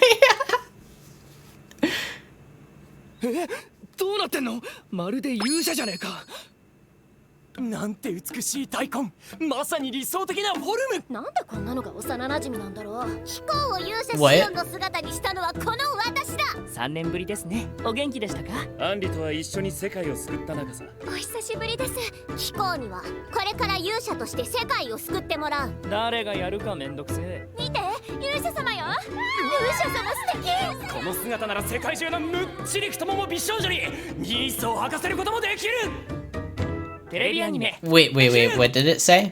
An adventure to save the world and its thighs. An adventure to save the world and its thighs is about to begin. I'll be able to get the world's juicy thighed babes to put knee socks on. What? What? Wait, what?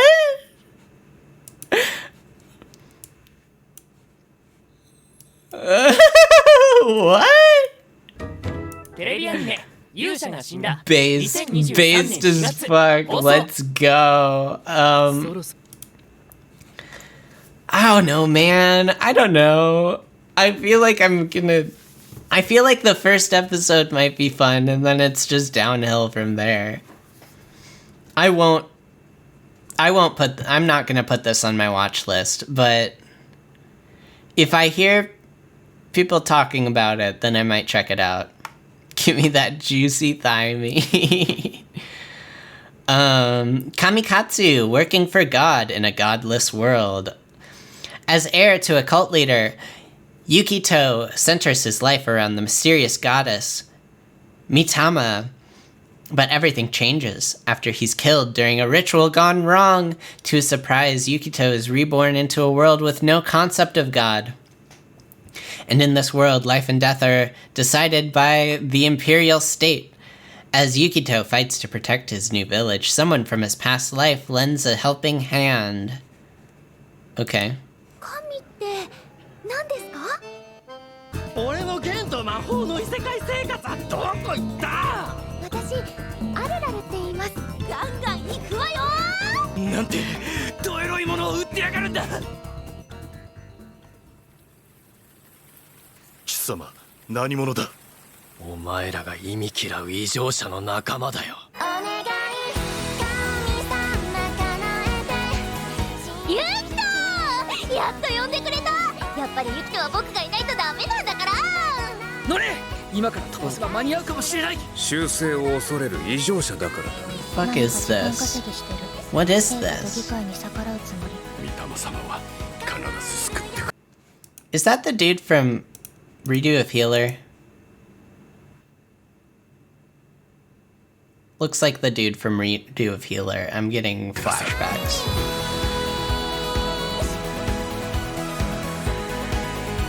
僕は御霊、君の神様だ。お願い。 Alright, I have nothing really to say about that. Okay, we have time for one more and then we'll go on our ad break. I need more water because my throat is getting like tired. Take that face at me. I have nothing to say about that. It might be entertaining, but I'm guessing probably not. A galaxy next door. Ever since their father died, Ichiru Kuga has struggled to support his two younger siblings on nothing but a small inheritance and his passion for drawing manga. But it's become harder to keep up with his growing responsibilities and deadlines, especially after his last two assistants quit to follow their dreams. Just as he's nearing his breaking point, the beautiful and scarily competent Shiori Goshiki applies to become his new assistant. But there's something almost otherworldly about Goshiki. And soon, Kuga finds his reality turned upside down when she suddenly declares them engaged to marry. Okay, interesting. アシスタントのここねモモティ先生ですか？アシスタント希望の五色しおりと申します。危ない！宇宙。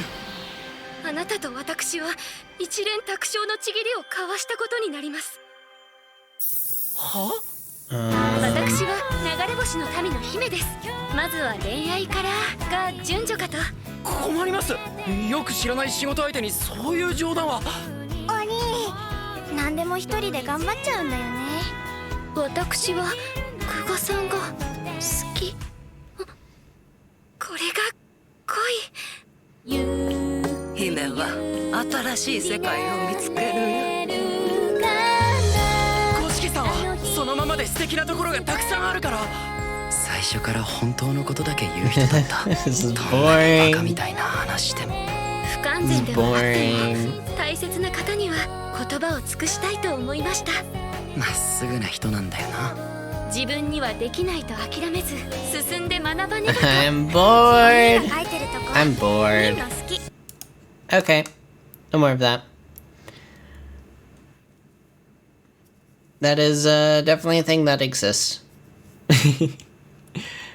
In another world with my smartphone too. I haven't seen the first one. It could be good when you know what's going on. It looks hard to make a trailer of it. Yeah, I mean, it could be good, but it just seems so, like, plain and basic and all character stuff. Yeah. It just seems so plain, and, like, I feel like I know what's going on. I feel like I know what the whole premise is. It's like, he's a manga artist, and she's, like, you know, an alien, and then he's, like, inspired by her, and he's like, I'm gonna write a manga all about you, and then they, like, kind of fall in love, but they have kind of, like, a, you know, like, will they, won't they thing. And then she's gonna, like, have to go back to space, and they're gonna be all sad, but then she mysteriously finds a way to come back. Something like that. Anyways, I'm gonna take an ad break. So that'll be about 5 minutes, and then we'll get back to more anime. We have... oh my god. Okay, this is possible. This is possible. We can get through this. We might have to pick up the pace a bit, but we can do this. Okay, ad break. Be right back, y'all.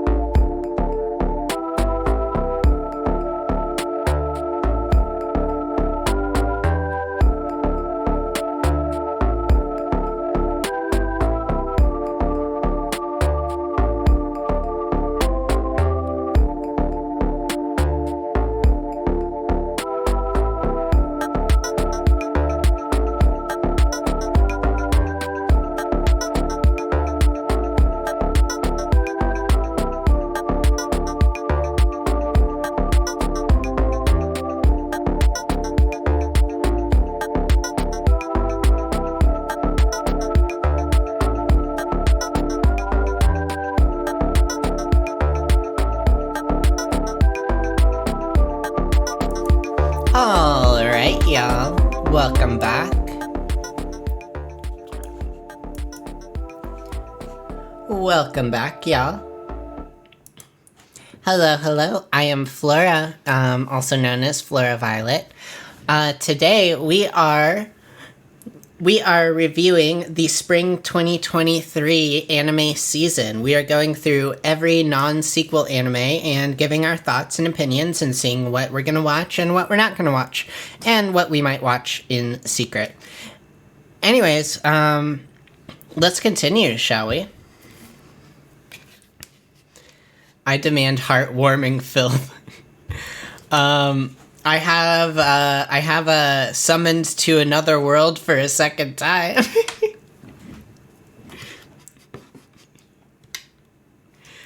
It's what I've always said. If isekai is so good, why isn't there an isekai 2? And I think we have the answer here.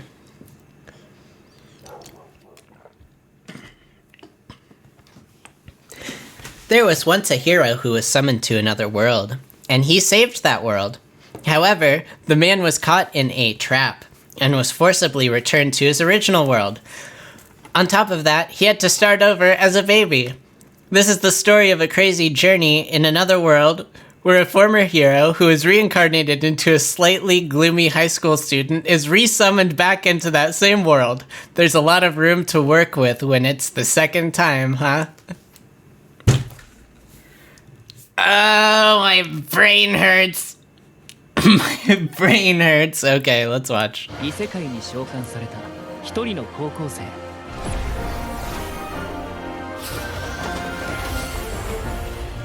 ただ一つ違うのは、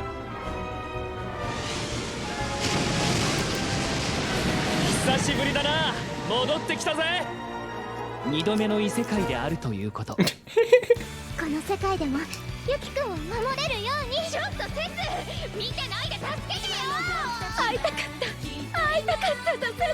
私が服従する喜びを覚えるのはセツ様に。Wait. 私が服従する喜びを覚えるのは。I might have to watch this.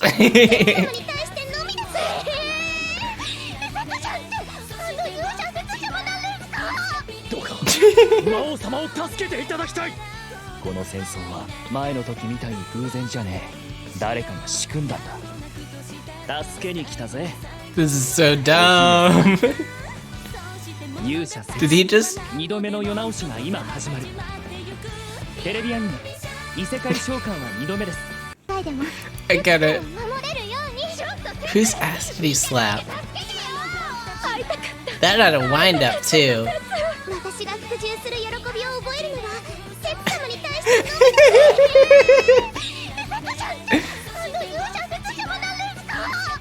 No, it was an ass slap. It was an ass slap. Look at that. That's a wind up. That's a wind up, my friend. That was an epic ass slap, and we're putting this on the watch list just for that. Just for that.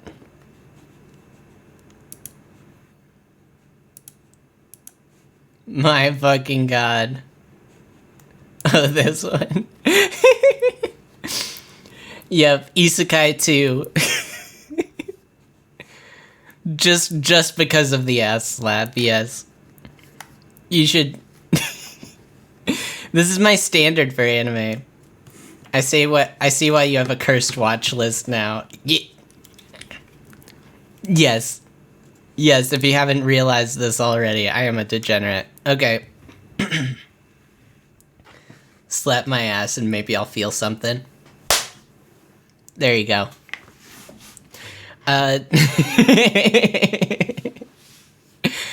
Dead Mount Death Play.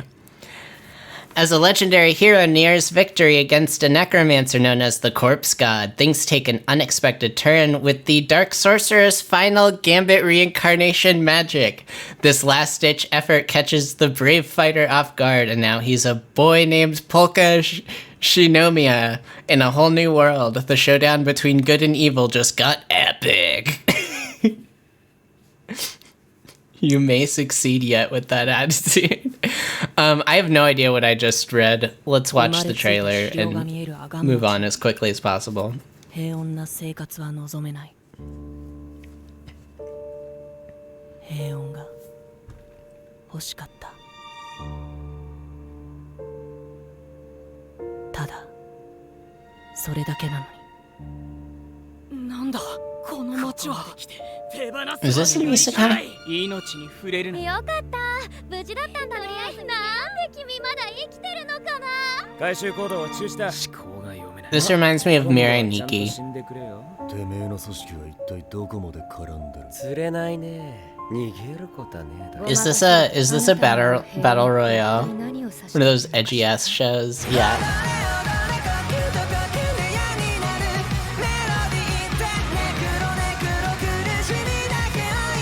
Theme song is kind of interesting.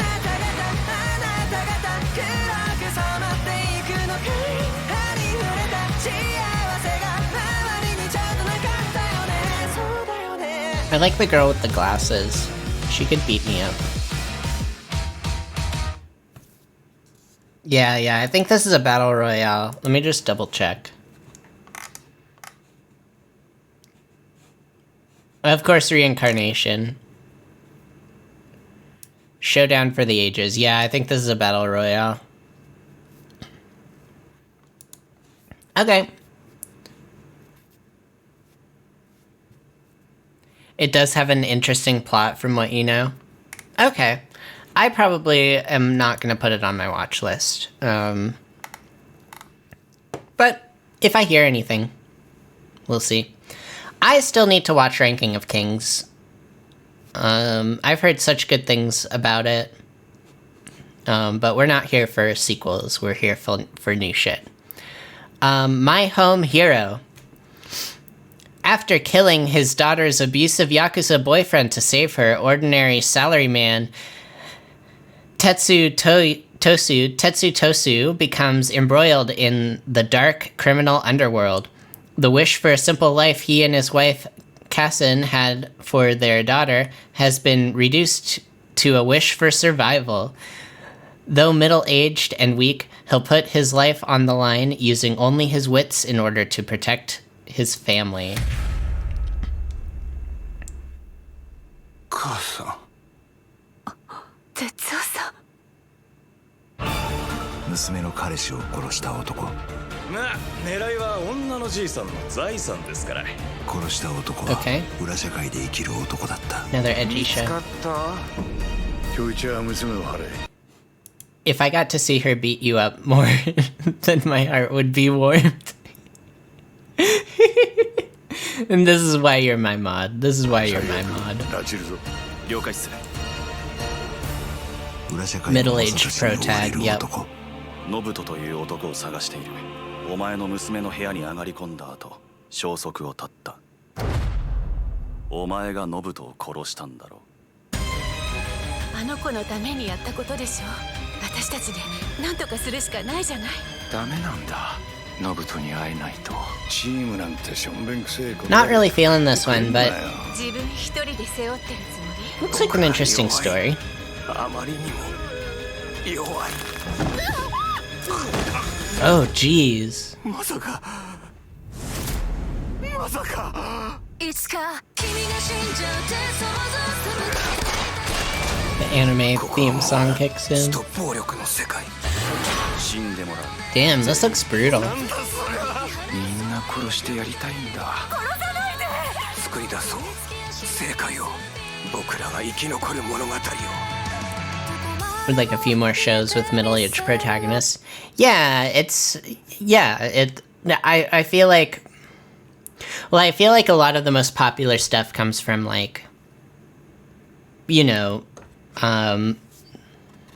like magazines aimed at like, you know, a younger audience, and that younger, you know, the reason why there's so many like, you know, anime that are set in high schools is because like that's a big part of the audience that they're trying to hook in these kind of shonen magazines.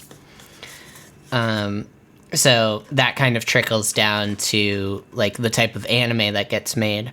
But like there's an audience for this shit for sure. And there's an audience for stories with like, you know, a diverse range of people. A few more here and there. Have you heard of what was it? The one where like what's it called? The one where the dude gets isekai'd, but then he like comes back into his original body as like a much older dude. They aren't milking the DILF lovers market. Well, maybe if we, you know, make our voices heard, they'll give us the DILFs we deserve. The dangers in my heart. Fascinated by murder and all things macabre, Kutaru dreams of acting out his twisted fantasies on his unsuspecting classmates, but an encounter with Anna Yamada, the gorgeous class idol, lights a spark in the darkness of his heart. It's a classic tale of an antisocial boy falling for a popular girl, but neither are who they appear to be at first glance. Will Kutaro and Anna defy their expectations of each other and of themselves? Okay, so it's like the most popular girl in school and the school shooter fall in love. Is that what I'm hearing? Oh no, okay. That's his drawing. Did you draw this for me? I'm reporting you to the school counselor. A note with magazine clippings? Oh my god, that would be amazing. It's like, oh wow, is this your manifesto? It's so detailed. I love how you just break down all of society's like ills and really just make me want. I'm not gonna continue that. Wow, I loved your manifesto. I like the animation. And it's like super cute. The girl's super cute. Maybe I'll give it an episode. I'll give it an episode. We'll see how it goes. I love your rage. I just want you to direct to the government. Oh jeez. Oh jeez. Alright, PA Works one. Skip and Loafer. This country girl is ready for the big city. Well, at least she thought she was. Mitsumi's dream is to attend a prestigious school and make the world a better place. But when she finally gets to Tokyo, it turns out she isn't exactly prepared for city life. Luckily, she runs into Shima, a sweet and handsome classmate who becomes her first friend. Can she make it in Tokyo with Shima by her side? Let's find out. Okay, I'm already interested. I like her. Ah, she's a dork. I love her. 渋谷も東京も優しくてだけど寂しい感じのするようななんだか不思議な人です。もしかすると島君にとって私ってあることないこと言われるのは慣れてんだけどみつみちゃんはさそういうのを信じないでよ。結局あの選択ができない。She's such a dork. ためらいなく Ooh, Nora, let me know how it goes. Let me know what you think. I also want to hear your thoughts on the first episode. 私はね、島君。多少ド派手に転ぶことが多い人間だけど、その分起き上がるのもむちゃくちゃ得意なんだから。I love her. I love her. She's such a little dork. It's gonna be cute. It might be like I might not finish it. Oh, it got a score of 8. Okay, I'll add it to my watch list. Fuck it. Yeah, I didn't think I would like that, but it's nice to have a good like kind of shoujo. I have to check it out if she's a dork. I love when the female protagonist is like a big dork or like not like, you know, your traditional kind of, you know, whatever. It's just cute. It's like, you know, same reason I was interested in why Raylena ended up in the Duke's mansion. Like, just my girly side, you know? Just let my girly side fly. Insomniacs After School. Ganta Nakami is a high school student who suffers from insomnia. One day he meets Isaki Migari, a girl with the same condition. A strange but special relationship forms as they share a secret and catch up on their sleep in the school's abandoned observatory. Okay, kind of like Call of the Night, maybe? So cute, I just want to bully them so bad. I mean, yeah. 夜になると目が冴える。全然眠くならなくて。時間だけが過ぎていく。ここに会を発足します。その名は夜のお楽しみ会。面白くしよう。楽しくしてても辛くても同じ朝が来るんだからね。Oh, she's 君たち cute. 2名を天文部に任命する。 Another dorky この girl? 先輩を当てにしなさい。知りたいことを教えてやるよ。夜しか撮れない星空写真をさ、眠れない俺たち2人が撮るんだぜ。本当だね。マガリがいると眠れなくて退屈な夜も楽し I くな want る。 some Yuri though. Where's all the Yuri? 私、中身がいないとさ、寝れないから。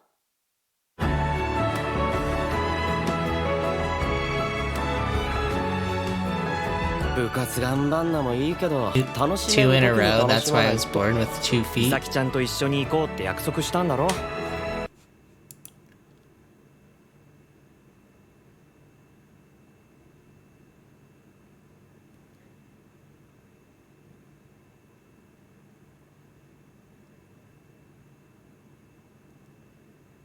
Excuse me? 自分を取り巻く世界の回転はあまりにも速す。 Excuse me? What? What was that comment? すぎて、その遠心力で Excuse me? 振り落とされないように必死で寄り添っていた。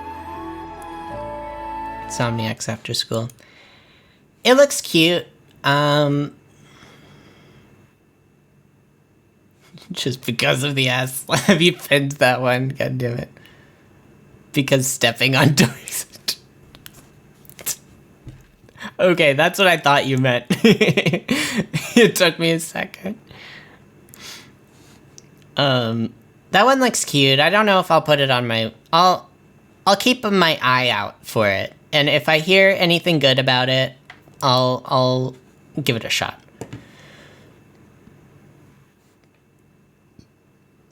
Oh boy, this one looks like it's trying something real new, real fresh, okay? No, keep it pinned. Keep it pinned. Keep it pinned. I got a cheat skill in another world and became unrivaled in the real world too. My fucking god. I have a need to read the...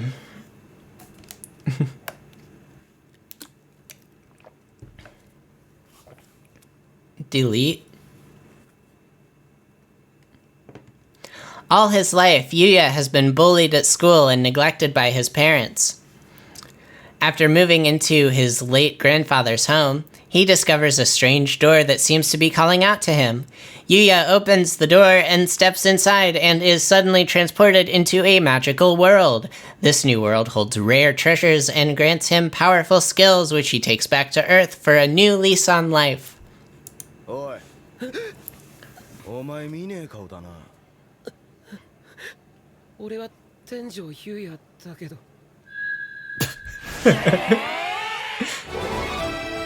おじいちゃんが残してくれた家で隠し部屋を見つけてしまう。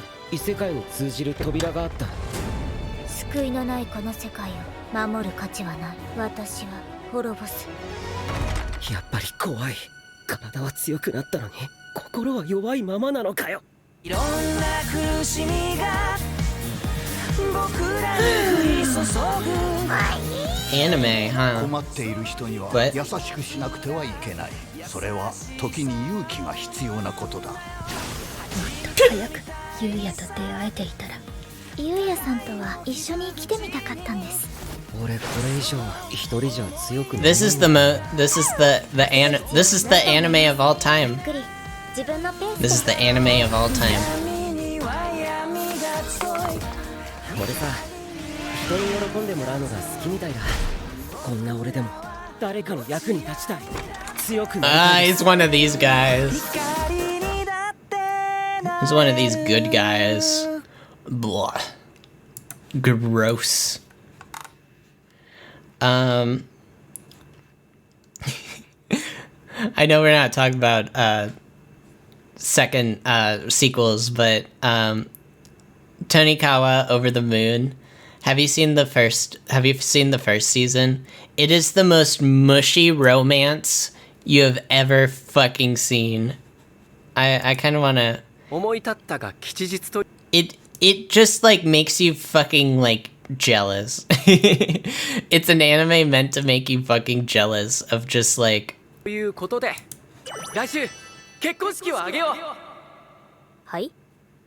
just have the most mushy fucking relationship. Thank you for the head pats. I forgot to move the head pat thing, but thank you. How are you doing, Tristan? Good to see you. Thank you for the hydrate.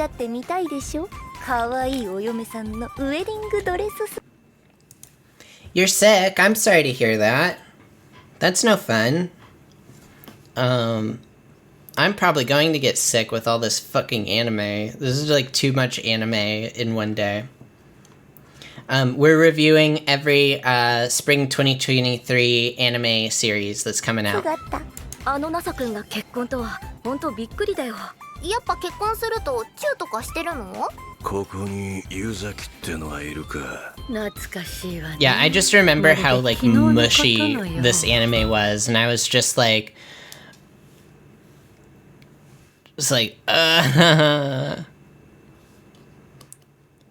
That's what I say about you all the time. Too much anime in one day.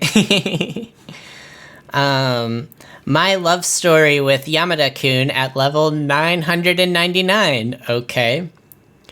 Recently dumped, Akane is just about to quit the game she used to play with her boyfriend when she meets Yamada in the same RPG. Yamada in real life turns out to be somewhat of a legend. The only problem is, he is only interested in the game.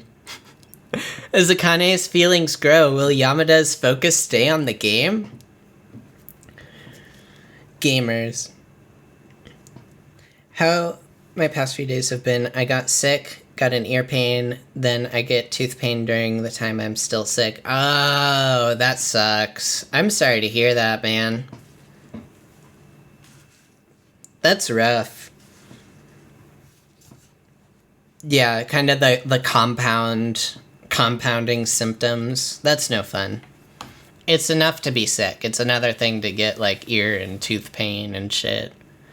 Let's watch the trailer for this one. This one looks mildly interesting. ネトゲの女に彼氏取られた？そりゃね。振られたからって死ぬわけじゃないから。てか、どうせ別れるなら課金しなきゃよかった。残ったのは無駄に育ったキャラだけとか。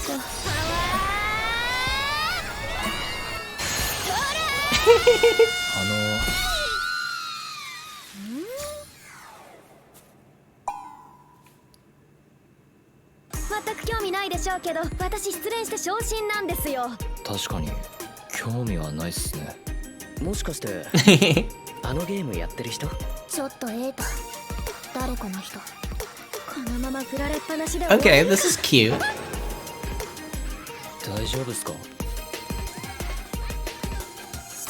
A high school gamer boy. I fell in love with it. Wait, hold on. I fell in love with an unfriendly gamer boy. I fell in love with an unfriendly gamer boy. I wonder what kind of person wrote this fucking anime. What a cool dude would never be into some loser gamer girl. Too cool, too cool.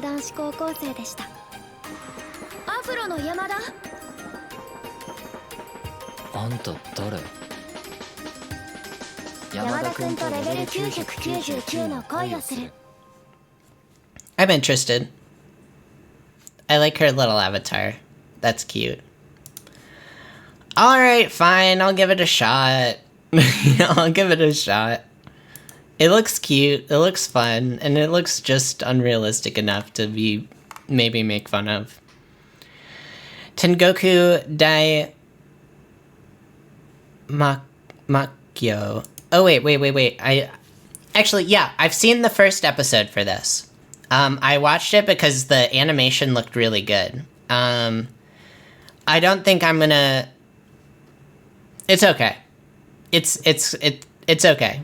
I liked the first episode. I need to watch the second episode because it's out. I fell in love with the cool, detached, misogynistic asshole who called me mean names for sucking at an MMO. Yeah, got real. This girl got real good taste. Real good taste over here.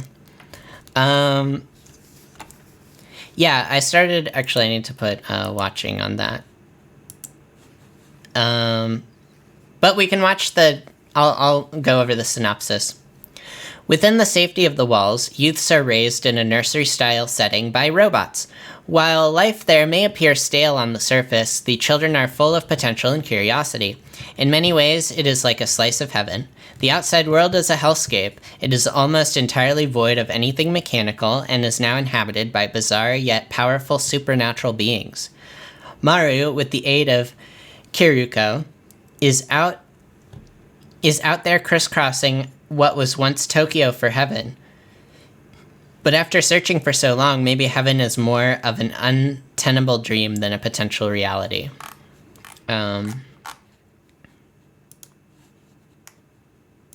Yeah, the animation is really good. I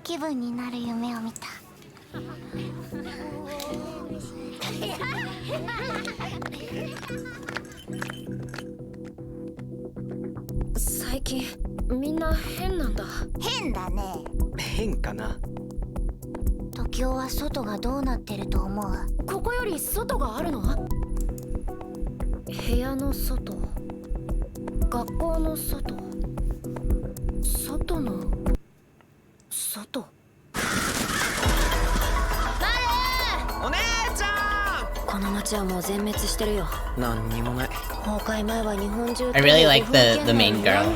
She's really cute. 天国に連れてってやるからよ。探してたんだ。天国。地獄です。ここより外はあります。この辺には怪物が出るからね。怪物がうごめく汚れた世界。人食いだ。僕らそれ殺せますよ。It's probably gonna be really sad. Yeah.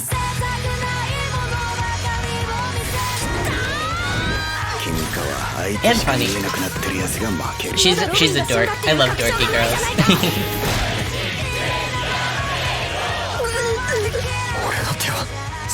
Yeah, it's pretty interesting. Kind of post-apocalyptic type thing.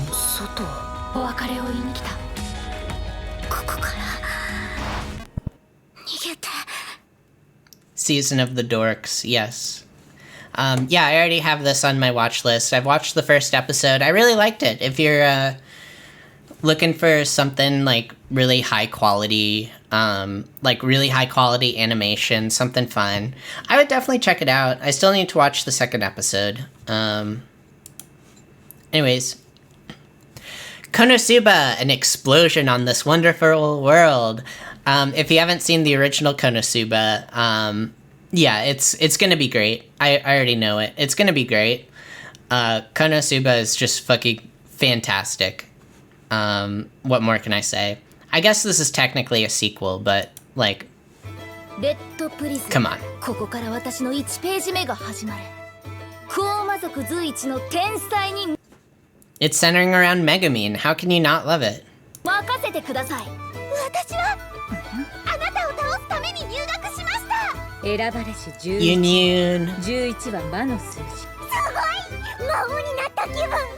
むやみに何でもかじってはいけませんよ。我が名はドドンカ。我が名はフニフラ。我が名は練り巻き。群れるつもりはないのです。今日も私の負けでいいから。お弁当もあげるから。お父さんお母さん、私はこれから学園で学び、立派な爆裂魔法使いになります。この素晴らしい世界に爆炎を。我々コーマ族において戦闘の上で最も大切なものは何か。メグミン。破壊力です。すべてを蹂躙する力。力こそが最も大切だと思うのです。50点。Yeah. And I love the animation in Konosuba. It's so, like, kind of... It's not the cleanest animation, but it gets the fucking point across. Like, it's a little rough, a little, like... But it's very animated. Mashiel, magic, and muscles? Wait, magic and muscles? This is a world of magic. This is a world in which magic is casually used by everyone. In a deep, dark forest, in this world of magic, there is a boy who is single-mindedly working out. His name is Mash Bernadette, and he has a secret. He can't use magic. All he wanted was to live a quiet life with his family. But people suddenly start trying to kill him one day, and he somehow finds himself enrolled in magic school. There, he sets his sights on becoming a divine visionary, the elite of the elite. Will his ripped muscles work against the best and brightest of the wizarding world? The curtain rises on this off-kilter magical fantasy in which the power of being jacked crushes any spell. His name is Mash Bernadette. Mash Bernadette. Big Mitch. Big Mick Large Huge. Exactly.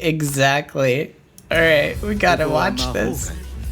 その深い深い森の中にこの世界とは相反する存在の Oh my fucking god. ようこそイーストン魔法学校へ。この国の最高法定機関は魔法局じゃ。その中枢を担っているのが神格者たちじゃ。神格者になるにはどうしたらいいんだ。金のコインを集めるのさ。俺には魔法局に入らなければならない理由がある。だったら一緒に。そう何見てんだこら。怖っ。現在 Looks low budget as fuck, but it looks fun as hell. 世界を本来の姿へ戻す。神格者になるべきはこの僕。It's literally Harry Potter, but he is just ripped. Exactly. かかってこい、ゴミ野郎。自衛のためと思って筋トレさせてた。Oh my god, he's just punching people and people are firing spells at him. he just set away a fucking magic spell with his muscles. 危機感の欠如。俺が負けることはありえない。Oh my god. Based as hell. I am watching this. It literally is. It's literally Harry Potter, but ripped. それは力を持っている者次第なのじゃ。負ける選択肢も I gotta watch 助け this. られない選択肢も僕に Oh my god. あんたがどれだけ強くても負ける気ないから僕。マッシュル。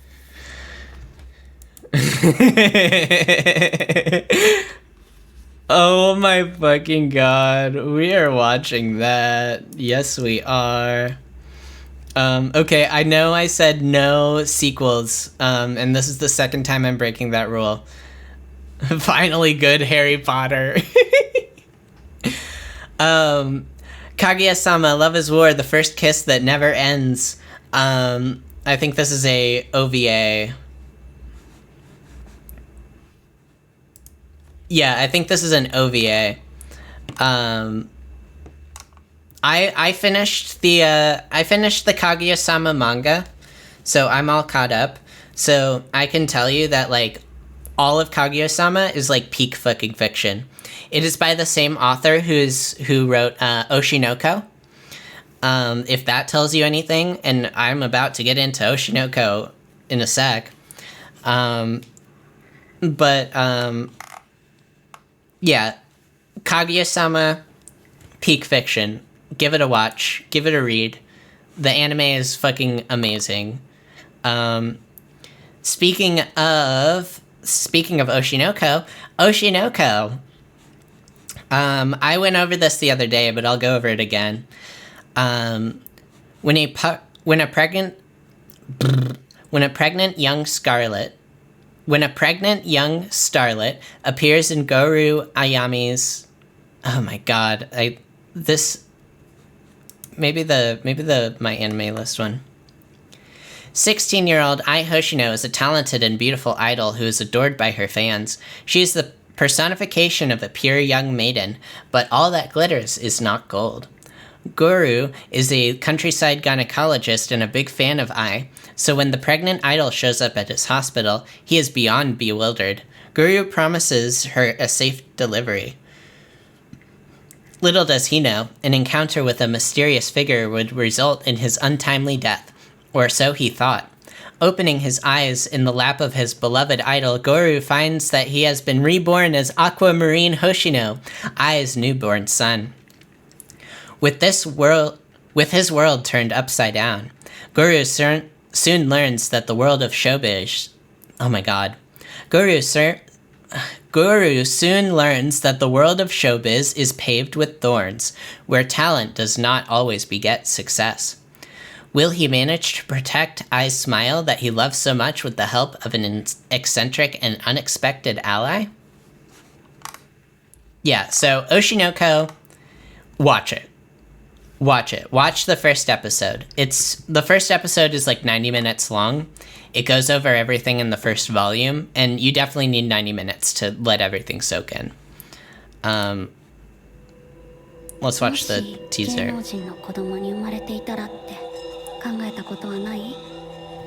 容姿やコネクションを生まれた時から持ち合わせていたらって。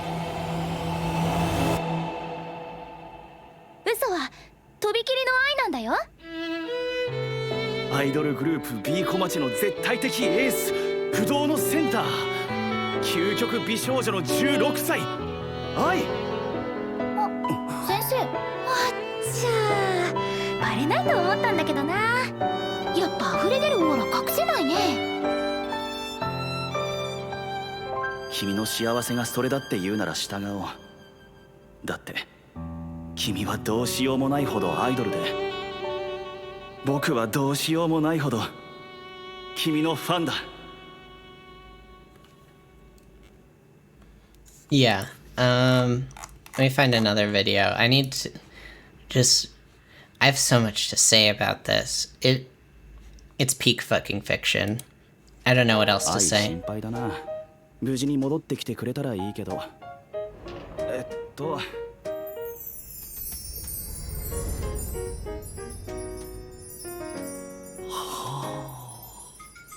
リアル愛超かわいい。じゃねえ。推しのアイドルが妊娠しとる。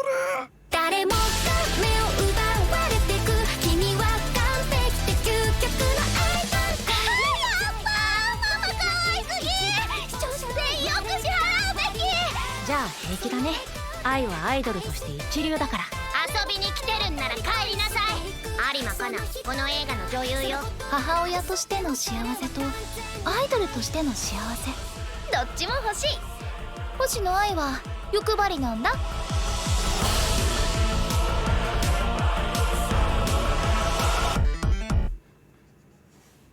The theme song, oh my god, the theme song is so fucking good. I have been binging it lately, just listening to it over and over and over again. It is so good. The entire series is so good. I just... God, I want to say so much more about it, but really, just watch it.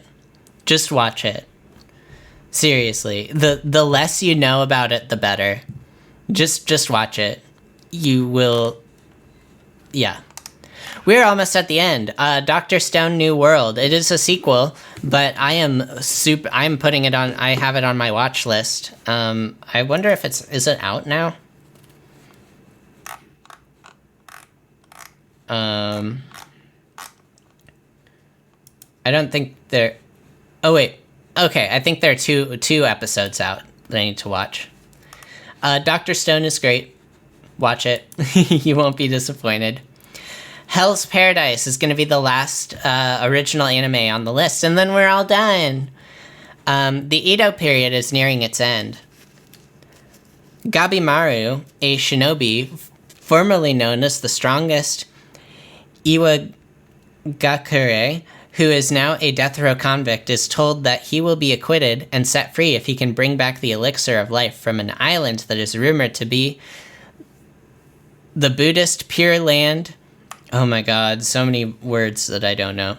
In hopes of reuniting with his beloved wife, Gabimaru heads to the island along with the executioner, Yamada. Oh my god. Upon arriving there, they encounter other death row convicts in search for the elixir of life, as well as a host of unknown creatures, eerie man-made statues, and the hermits who rule this land.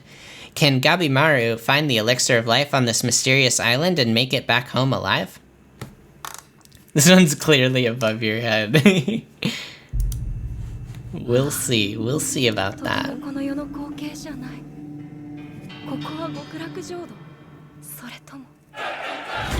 こは極楽じゃなく地獄。罪人に仏罰を下すための。ただ生きて帰りたいってことに理由が必要？これは天罰なんだ。みんなを殺した俺への。うるせえんだよ。罪ってよ。どうすれば迷いも恐れもない心になれる？これは弱さだ。まったく厄介だ。心ってやつは。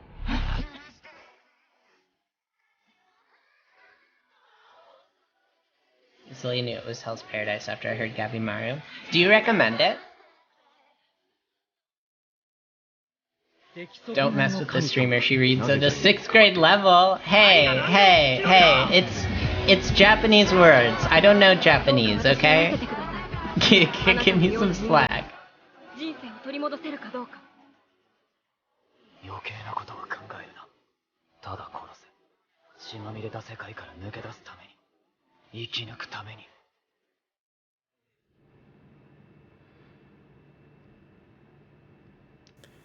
It's not my usual thing that I'm into. Like, so I probably won't put it on my watch list unless someone is like, hey, this is like amazing, watch it.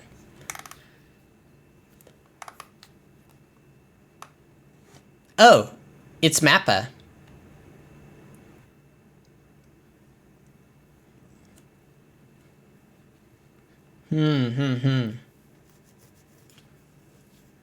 Somehow Oshinoko hits my feels easily. Me fucking too. Oh my god. Anytime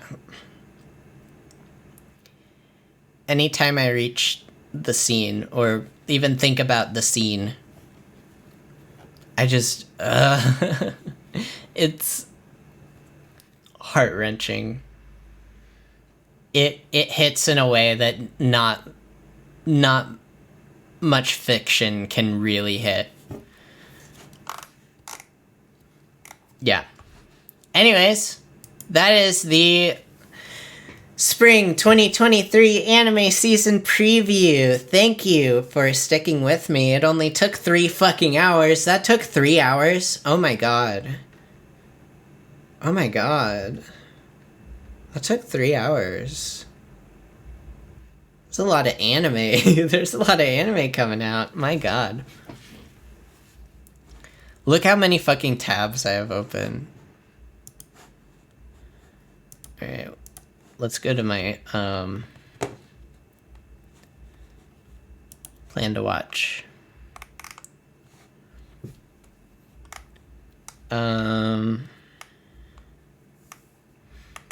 Yeah, we got some new ones to the collection. Oh my god, how long is my plan to watch list? Oh no, I have 71 shows on my plan to watch list. Y'all, what am I gonna do? What am I gonna do? Has your heart been warmed? Have I warmed your heart?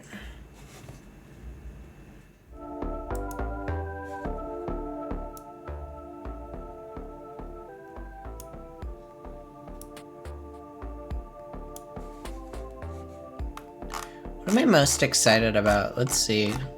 Let's find the,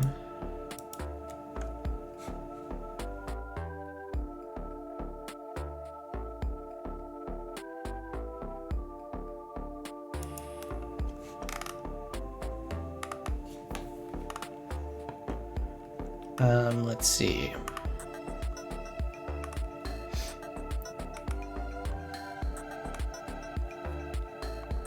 Well, definitely the, oh yeah, I added a lot of these. I'm definitely not gonna get through all of these. Oh my god, I added too many.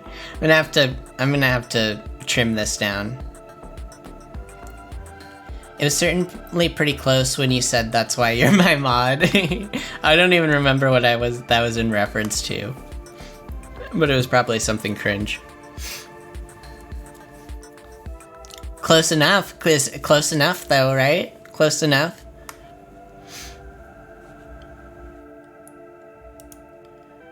Which one was this again? Summon to another world for a second time. Yeah. I can't believe I added that to my fucking list. I'm excited for the muscle magic one.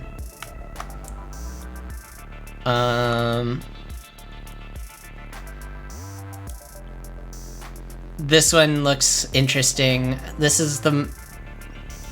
Yeah, mashed.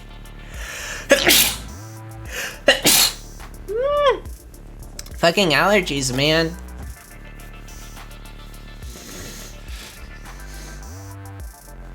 Fucking allergies.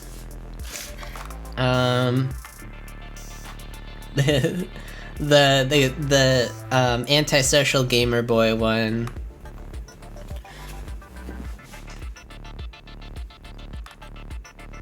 Yeah, I don't know. There's some interesting ones. No, like the only heavy hitter I feel is Oshinoko. That's the one that's like gonna fucking hit. The antisocial gamer boy. Hold on. Where'd that one go?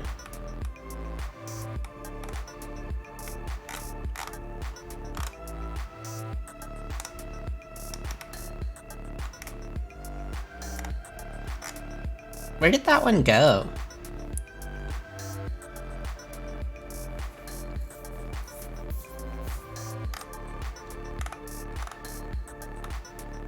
Oh, yeah. This one where the dude, the girl meets a antisocial gamer boy and falls in love for some reason, but the dude is only interested in his game. That one might be entertaining.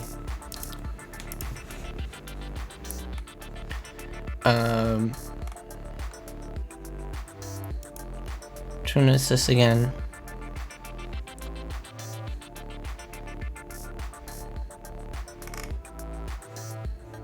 Oh, this one's already out. More than a couple, less than lovers. Oh, this was last season. A silly little hat? I have to wear a silly little hat? No. What hat? What hat? What silly little hat, though? You're gonna have to find a fucking 3D model of a fucking hat that can fit my model. I can't believe this.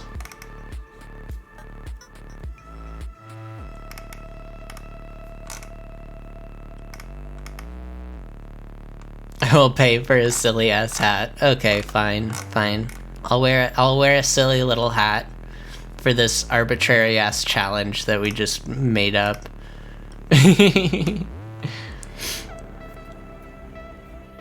The Shimigami one looks cute. This one might be the sleeper, like this one might be the Akiba Maid Wars of the season.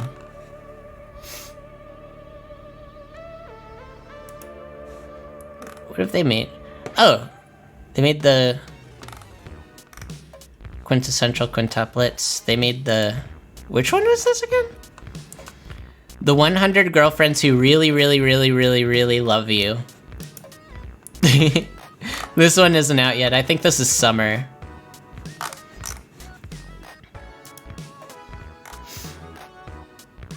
So only top quality entertainment from this studio. All streams need a story. You right.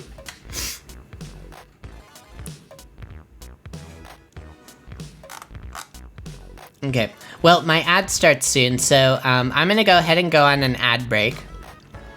And then we'll figure out what we want to do from there. I don't exactly know yet. And that's why I'm your mod. No, you get it.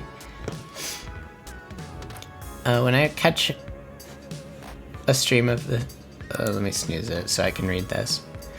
Yeah, when I catch a stream of this one's streamers, I post daily news in there because somehow I became the writer and news person. Oh, you're the news person for a streamer you watch? That's a good job. I'm sure they appreciate like the content and having things to react to. Yeah, it helps having people whose like energy you can play off of. That's why when there's like no one in chat, it can be a little difficult to kind of just really do anything. I mean, I can just talk, but it's better when there's like people to talk to. You made lore? Sick. I used to have, when I first like wanted to be a VTuber, I had this whole like, I had like lore, I had like this whole like model thing, and I had to simplify it all in order to actually like get on fucking stream. So now I don't have any lore. I'm just me. Maybe someday I'll have more lore if I get like a new model.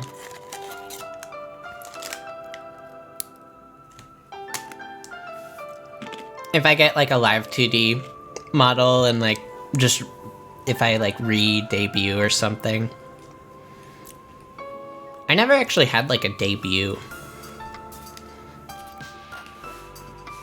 But I feel like that's kind of more of an idle thing, you know? More of like the company VTubers. I don't really see the need to do a like debut. It's just like I get on stream and I slowly grow it. Your VTuber is held against here by your will by a cruel mod. I think it's you that's held here against your will.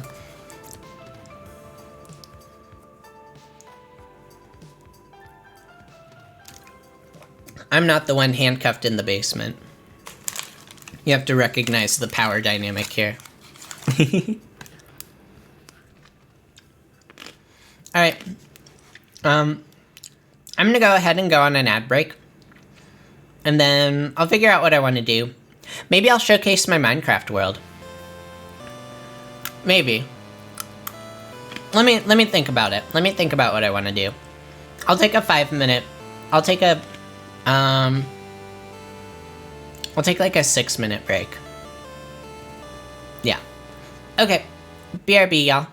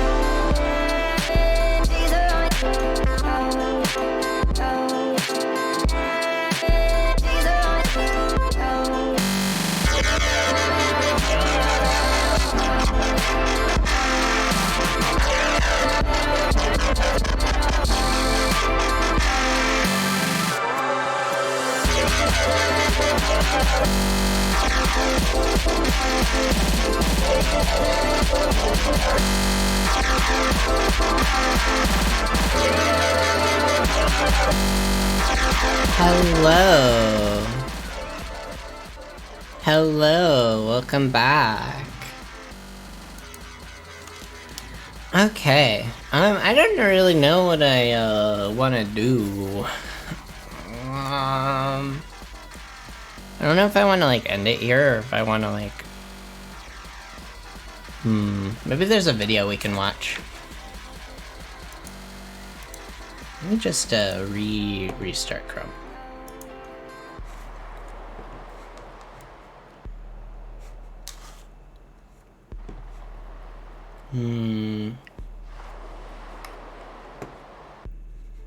Oh, there's a new Johnny Harris video. We could watch that.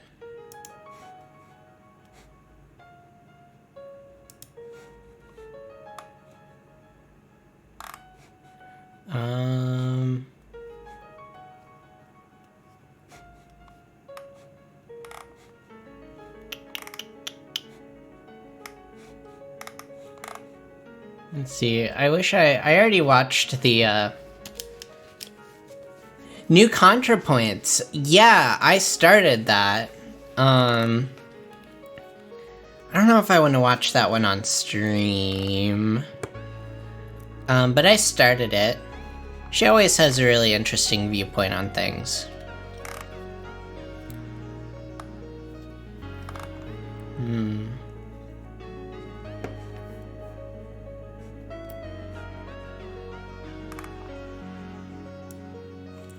Let's watch the new Johnny Harris video.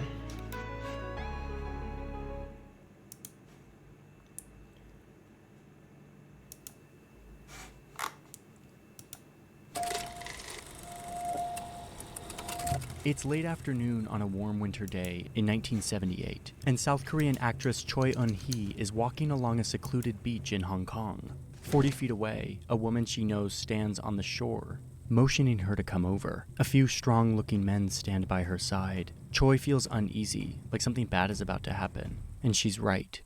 She's been lured here. As Choi walks over to the woman, a speedboat filled with more strong-looking men pulls up to the shore. The men watch as Choi approaches, and when she gets near, they nod at each other. They grab her, and they force her into the boat. Their destination? North Korea. Choi was kidnapped to be forced to star in movies for the North Korean leader Kim Jong-il. This is a story about film and cinema. Sorry. SAO abridged got me copyright claimed. So because it's using like like on 2 counts, both for the anime and for the OP. So I don't think we can really do SAO abridged on stream if I want to like put my VODs up, basically. in the scariest country on Earth. But really, this is about a storyteller, Kim Jong-il, the second leader of North Korea, a man who could change the weather with his mood, and who invented the hamburger in the year 2000, even though it had already been invented. And one thing about Jong-il is that he loved movies. He used the art and craft of cinema not only as a tool to indulge his own creative dreams, but also as a way to drill his propaganda into the minds of millions of North Koreans to hold on to power, cementing him and his family as the powerful leaders of North Korea.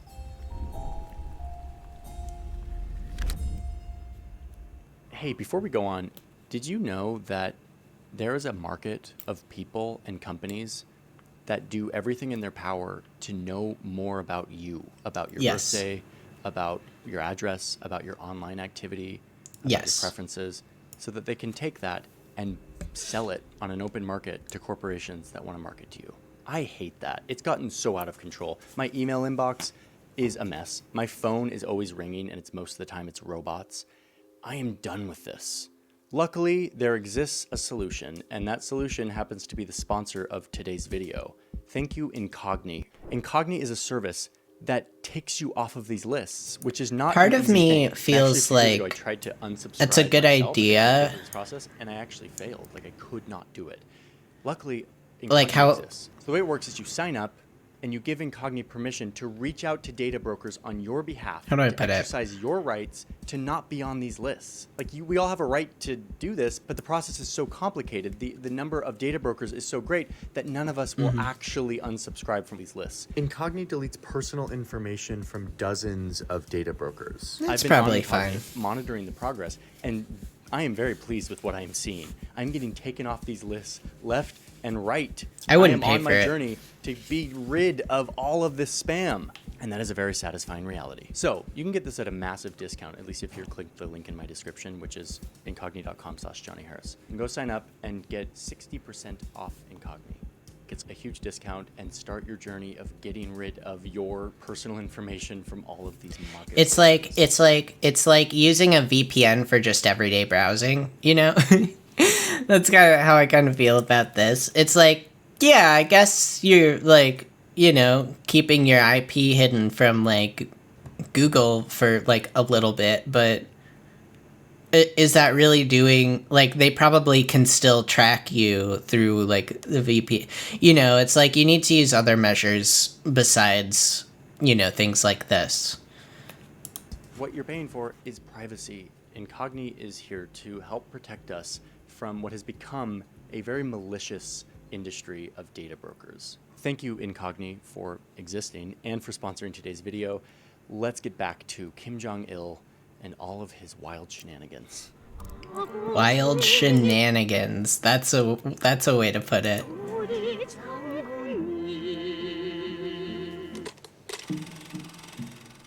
We watched as many North Korean films as we could get our hands on to make this video, and let me tell you, this is a world of cinema unlike anything you've ever seen. It's one full of farmer revolutions and extreme nationalism and women frequently sacrificing their lives, as well as a lot of music, spontaneous odes to the great leader, and some really colorful operas.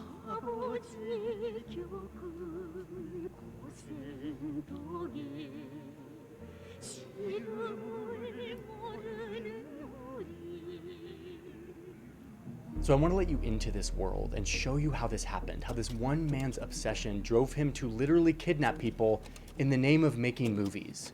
Movies that he used to brainwash his people, but also movies that he hoped would help fulfill his dream of turning North Korea into a center of world-class cinema.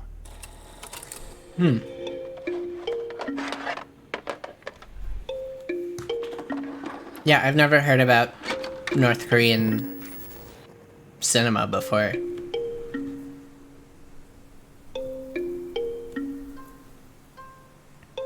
Up near the misty volcano of Mount Pektu, in a modest log cabin enshrouded in dense snow-capped forest, the great leader opened his eyes for the very first time. This dude has such good production value. It's crazy. The thunderous rain stilled, the dark clouds. for an indie YouTuber to have this good of production quality is really cool. Parted, and through them, a glimmering double rainbow emerged, arching its way across the muted morning sky, and a bright new star appeared overhead, making its debut in the open heavens. The shining star of Paektu had arrived. Well, at least that's the story that most North Koreans were told. In reality, the year was actually 1941, likely at some Soviet military base in Russia. There probably weren't any rainbows or new stars created. It's probably just a normal day. Oh, and his given name wasn't even Kim Jong-il. It was Yuri Ilsenovich Kim, right? That's like a total Russian name. As an adult, he rewrote his backstory again and again over the course of like 20 years. And this is our first big clue about Kim Jong-il, the second leader of North Korea. He was a storyteller. 노동자는 얼마나 돼요? 한 1,000명가량, 5,000명. The legend goes that when he was 7 years old, he was watching... You know, that's interesting thinking. Legendary early VTuber writing his own lore. The original VTuber. It's interesting how there's this theory in psychology, or this practice of psychology, like narrative therapy. And the idea is that, like, in order to make sense of our lives, we create narratives around just everything in our lives. And we use these narratives to kind of construct our reality and make sense of it. And the theory is that the problem arises when you're kind of telling the wrong stories about your life, or you have the wrong narrative, or just an unhealthy narrative. So, like, one of the prime examples is something like kind of a victim complex. So I've had a good amount of therapy in my life, and one of the things that was really drilled in was that, like, you know, you can say, like, you're a victim of something, right? And that kind of gives a different connotation than saying you're a survivor of something, right? So if you're a victim, you would have never guessed a VTuber would need therapy. That's where you're wrong, bucko. But if you tell yourself, like, oh, I'm the victim, I'm the victim, then you'll always be in this kind of narrative constructed. You'll always be the victim. You'll always be victimized. And, like, that's valid. Like, if something happened to you, you are a victim of it. But, like, you also survived it. And saying, like, kind of saying, like, oh, I survived this, or I survived that, it like recontextualizes kind of your role in your own story to where you're no longer the victim, you've survived it, and you're continuing to survive. And so, you know, narratives like that can really shape how you, like, just go about life. And so North Korea here, using storytelling, using narrative to kind of influence their people, is a really powerful tool, because you can construct narratives around just their lived experience, you know? So if their narrative is that, like, you know, North Korea is the, you know, greatest nation on earth, you know, and, you know, like, all of this suffering is in aid of this greater purpose of being a part of this great nation, then it recontextualizes people's lives as being, like, the heroes in their story, even though they are, like, technically being victimized by a, you know, insane regime. This North Korean film called My Home Village was with his parents, and after the movie, this 7-year-old Jong-il marched up to one of the filmmakers and told him that the winter scene in the movie didn't feel lifelike because the falling snow wasn't actually collecting on the character's head, like, it didn't look natural. And instead it looked like what it actually was, which was cotton balls. Totally. We're watching Johnny Harris video about North Korean filmmaking.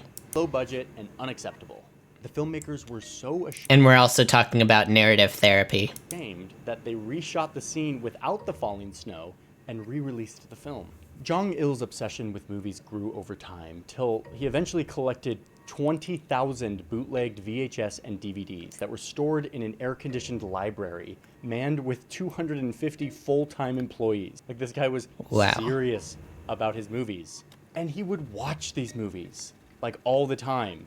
Everything from Hollywood westerns to classics like Friday the 13th and Rambo to Japanese monster movies like Godzilla. He was a big fan of American stars like Elizabeth Taylor, and he apparently loved Daffy Duck and the James Bond franchise.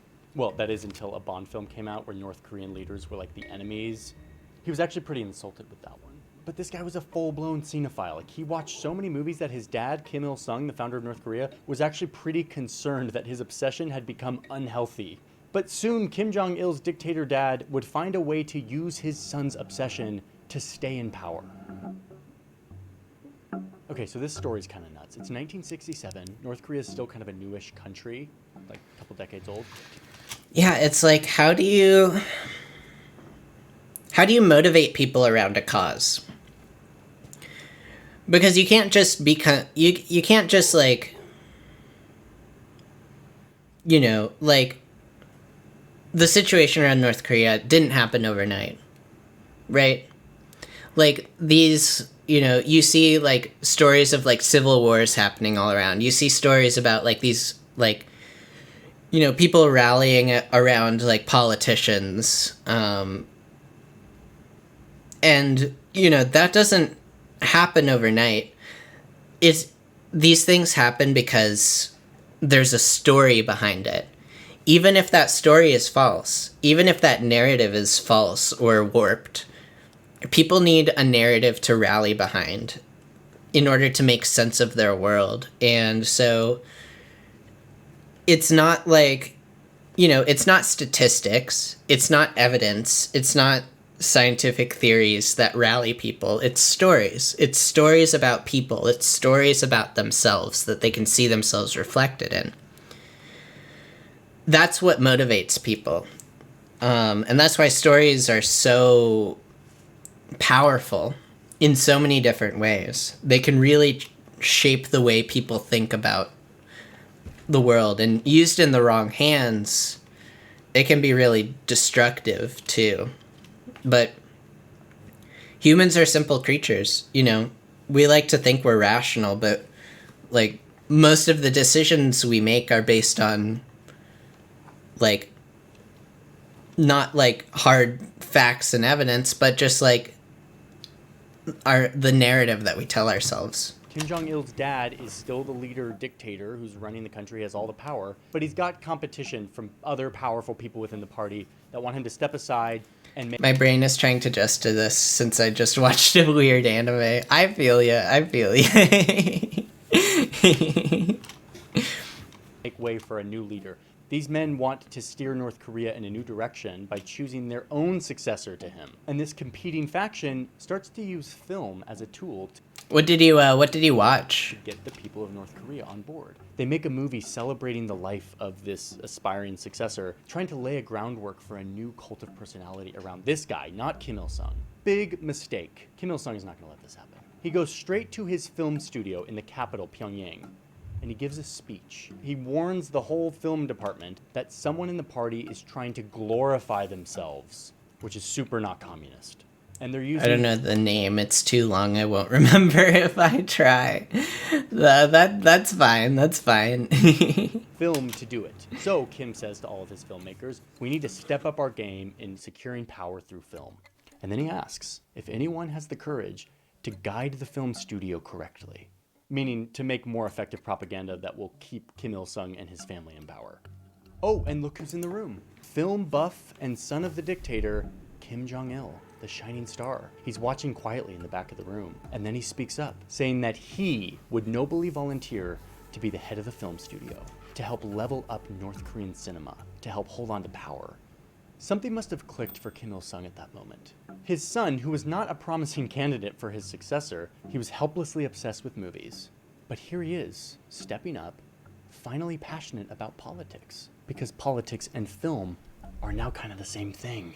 It was clear that if there was any position that he would fit into, this was it. So he promotes his son on the spot to lead the propaganda and agitation department, the department in charge of all movies, plays, and publishing within North Korea, retelling. I got a cheat skill in another world and became unrivaled in the real world. So we talked about that one on the stream during the roundup. Yeah, that is quite the... I honestly... There were a couple isekai that had really long titles like that, and I honestly could not differentiate between either of them.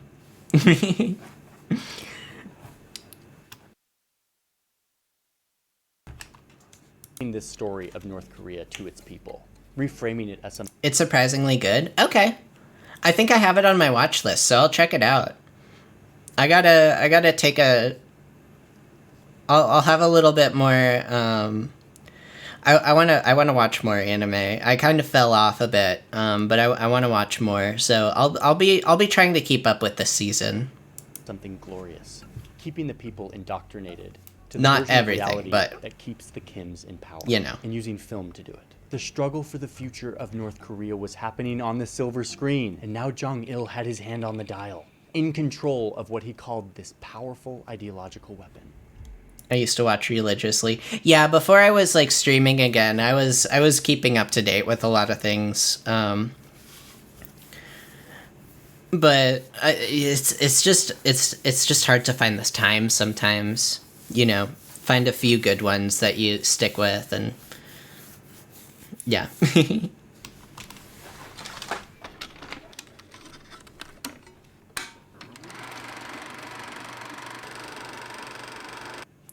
It's hard to watch anime when you are busy being anime. That is true. That is true. But I gotta keep up my title of cringe queen, and the only way to do that is to watch more anime.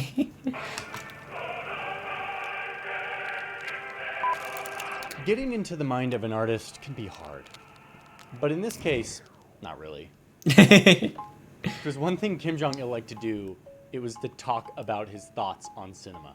He wrote an entire book about it, which was kind of the impetus of this entire video, this book, On the Art of Cinema by Kim Jong-il. When I was hanging out at the North Korean border last year, I had this book with me.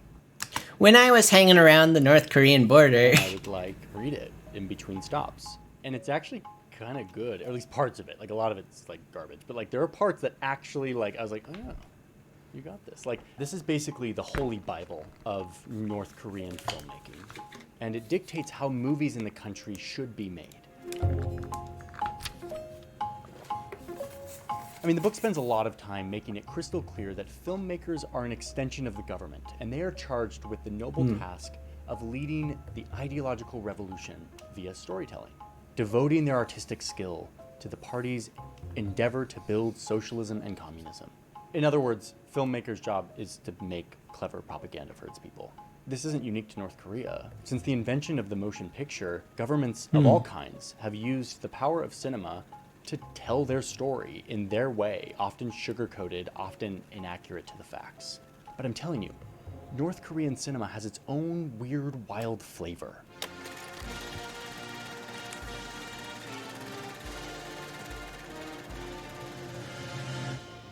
This is the great age of Chuche. During the tiny silly hat stream, you're gonna have to say, I'm a little cringe queen with a silly little hat. Oh no. Oh no. Chuche is the foundational ideology of North Korea. It has its foundation in Marxist communism, like from the Soviet Union. Cinema had a taste? It has an obsessive focus on isolation and self-reliance, and it glorifies independence from outsiders. In this book, Kim Jong-il makes it very clear that to make a successful North Korean film, that characters should, quote, live, work, and struggle with the conviction that they are masters of the revolution and the work of socialist construction. That's how, yep. That's how you do it. Yeah. Yeah, like I was saying earlier, like, you know, making the person the hero of their own story. It's just the gold. You know, everyone wants to be the hero of their own story. They just need, like, that motivation, you know? And things like this, like propaganda, can insert that motivation for you. I don't eat film, I gobble film. A lot of clunky language here. I'm not sure if it's just a bad translation or if Kim Jong-il is just a really writer. Anyway, it goes on to say that the characters in these films should accept the full responsibility of solving their own problems without any outside help. You can see this obsession with self-reliance in this movie called Myself in the Distant Future. There's a scene where this tractor is like plowing a field and it breaks down. But it's not a problem for these good communist farmers. Look what happens next. They step up, they pull out their sickles, and they harvest the rest of the field by hand with smiles on their faces. They don't need outsider technology from the big city to make their lives easier. They're self-reliant. Oh, and right before this scene, all of these farmers had just broken out into spontaneous poetry chanting about dedicating their lives to North Korea. During this like poetic chanting, there's just like shots of Mount Pektu. Really nice B-roll. Not because it has anything to do with the story, but just so we remember that like Mount Pektu is like super important. Because that's where Kim Jong-il was born. But he really wasn't born there.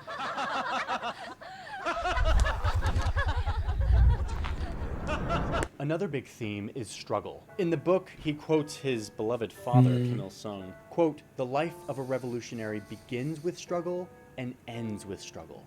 This is really good propaganda because you've got juche and struggle as like the foundational ingredients. You start to see stories that glorify and give meaning to North Koreans' suffering. Interesting. Yeah, it's like, oh, your standard of living isn't bad. It's like, it's just that like struggling for your country is the ultimate good. Yeah, like, yeah, that's very effective propaganda. Like this 1989 film called The Broad Bellflower. It's sort of a love story where like this woman's lover like gets exiled from the town, and there's this tension on whether or not she should leave her hometown for a different life. And then the father of the main character comments. Yeah, yeah, we'll be getting to that. We'll be getting to that part of the vid. Stay and struggle to find happiness, like glorifying the struggle. And in case it didn't come through the first time, it's so different from like Western. Well,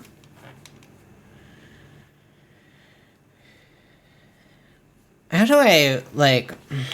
What is like Western's like? Western cinema's like ideology. A lot of it is about like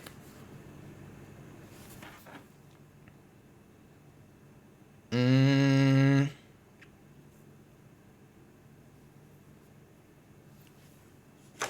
of like you can let me think on that one. If y'all have any ideas, because if North Koreans one is like, you know, like self-reliance, struggle, you know, like struggle is for the greater good of the country. What would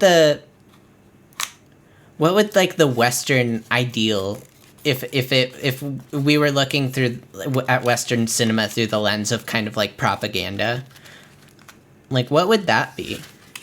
Near the end of the movie, the main character finds out that her lover is trying to come back to the hometown that he deserted, and she's confirmed on how right her father was. Struggle is the only way to achieve happiness. 그것만이 행복의 원천이란 말이 참으로 생활의 진리라는 것. It's almost the opposite. It's almost like no struggle. It like you need to get past the struggle, and then you'll find peace. You know, think about like romance films. You know. It's like, find that one thing that makes you happy, and then you'll be happy. It's all Western ideology is like consumerism, basically. it's like, you know, getting the best job, getting like the your one true love, getting. Let me think about that more. It's very interesting, but yeah, it's almost like, you know, it's always like you must obtain the thing to be happy. Yeah, exactly. You have to. It's like striving for more. It's almost replacing that, you know? So it's like, oh, if you just, you know... And it seems like with North Korean film, it's more like, you're already there. You just have to discover that you're already fine. You don't need to go, you know, run off with your lover into the, you know, into exile. What you have is already happiness. And that happiness is struggle. It's not even about happiness. It's about, like, self-sacrifice for the greater good. So now all over North Korea, you have starving people cut off from the world economy because of their despotic leader watching these movies. Stories about how it's actually the most hard to noble compare. way to live.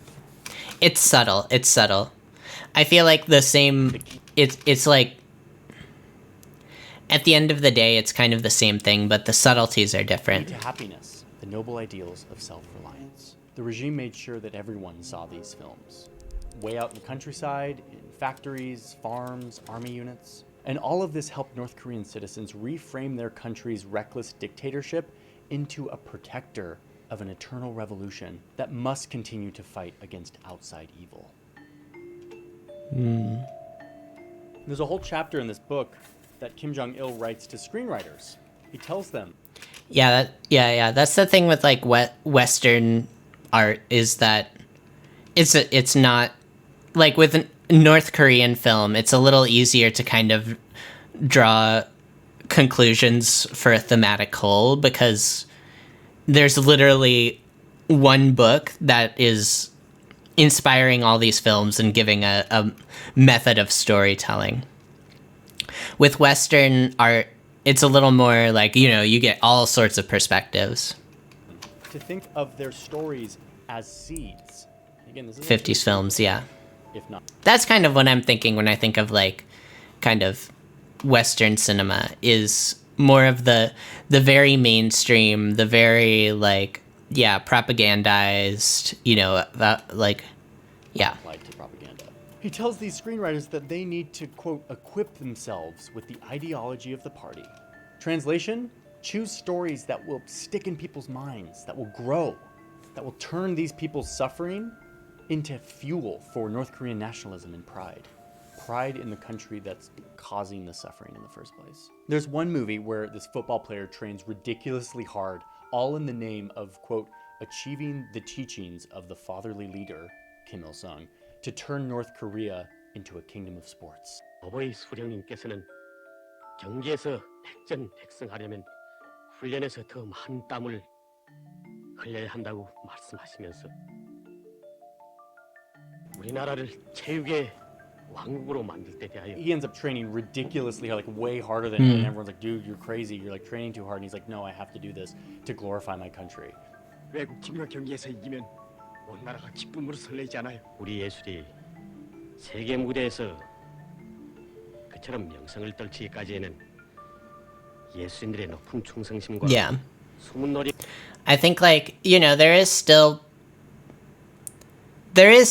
propaganda out there. There, like, it was a little more, you know, propaganda has to update with the times, you know.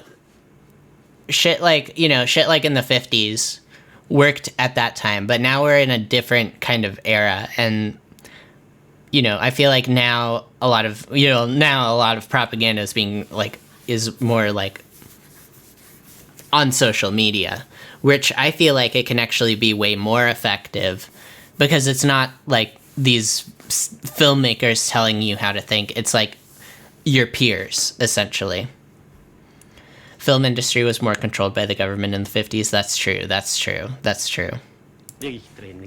These nationalistic pump-up movies pair nicely with films that rewrite the story of North Korea. it just has to be more, more updated. I don't want to say more subtle. It just has to be updated with the times and updated with the current narratives. And kind of, with North Korea, they have a lot more control over the narrative, so they can keep, this pace up. But with something like the West, where like free speech is kind of a pillar of is kind of a pillar. It has to be a lot more flexible and a lot more subtle. But subtle isn't the right word, but you know what I mean. Propaganda exists still, but most stuff is not funded that way and legally required to be. Yeah, exactly. The history, the story of Japanese occupation of the Korean Peninsula, which was indeed brutal and deserves to be told accurately because it was bad enough. Like take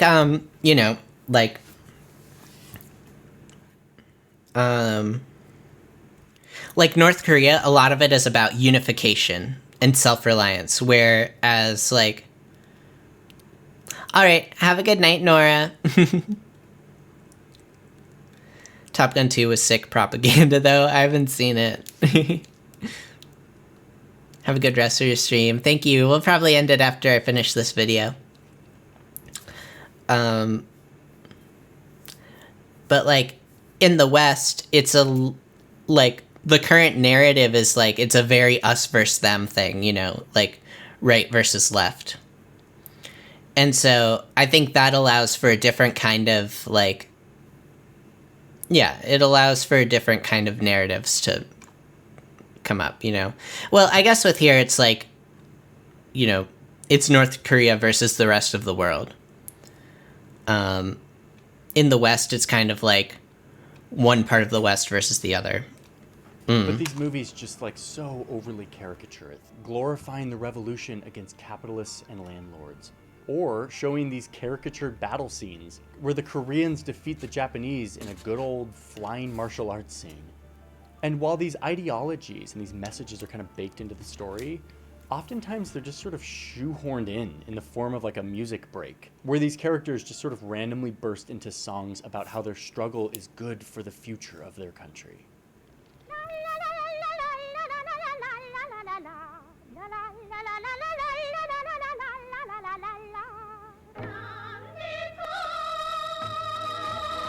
These unwarranted music moments are everywhere in North Korean films. In this chapter, he says that these films must have music that has revolutionary passion, that moves people to strive to defend what is new and noble. He says that songs should be short, simple, easy to understand, and to sing. Infectious, catchy, so that people will sing along and get it stuck in their head.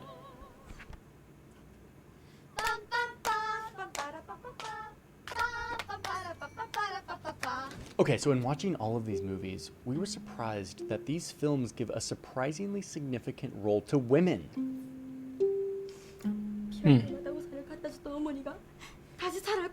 So this is actually a feature of a lot of communist propaganda, which sees traditional female roles as in line with the ideals of like a model communist comrade. Submissive, identities being determined by their relationship to the family, to their communities, in this case, and most importantly, to the state. Community-minded submission.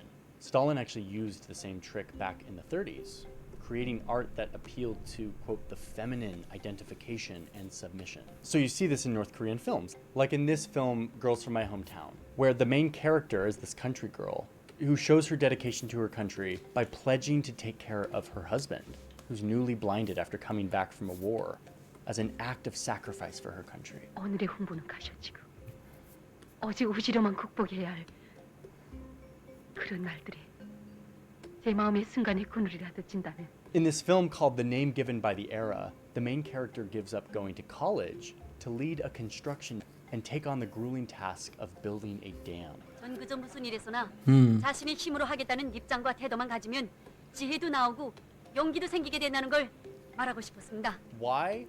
Because hard work and struggle benefit the country, and that is the most important thing in all of these stories. But by female sacrifice, we can literally mean like sacrificing their lives. Like in this film, where this woman risks her life in the midst of like this storm, mudslide, chaos scene, all in the name of saving these sheep that were sent to her community by the government.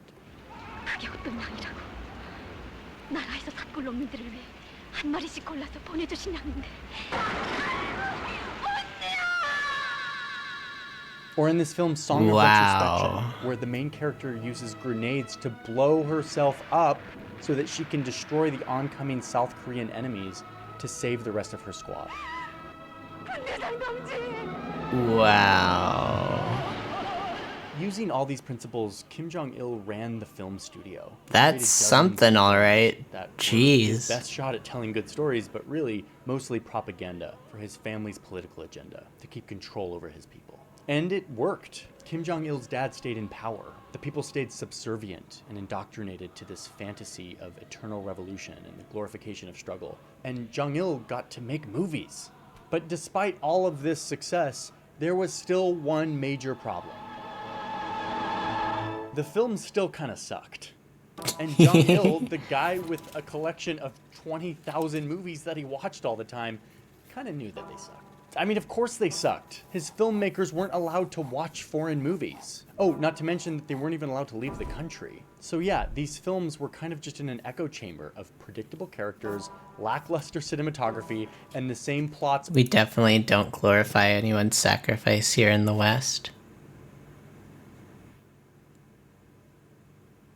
Definitely not. Over with a bunch of shoehorned like poetry and opera like music breaks. They weren't good, and Jong-il knew it. His solution?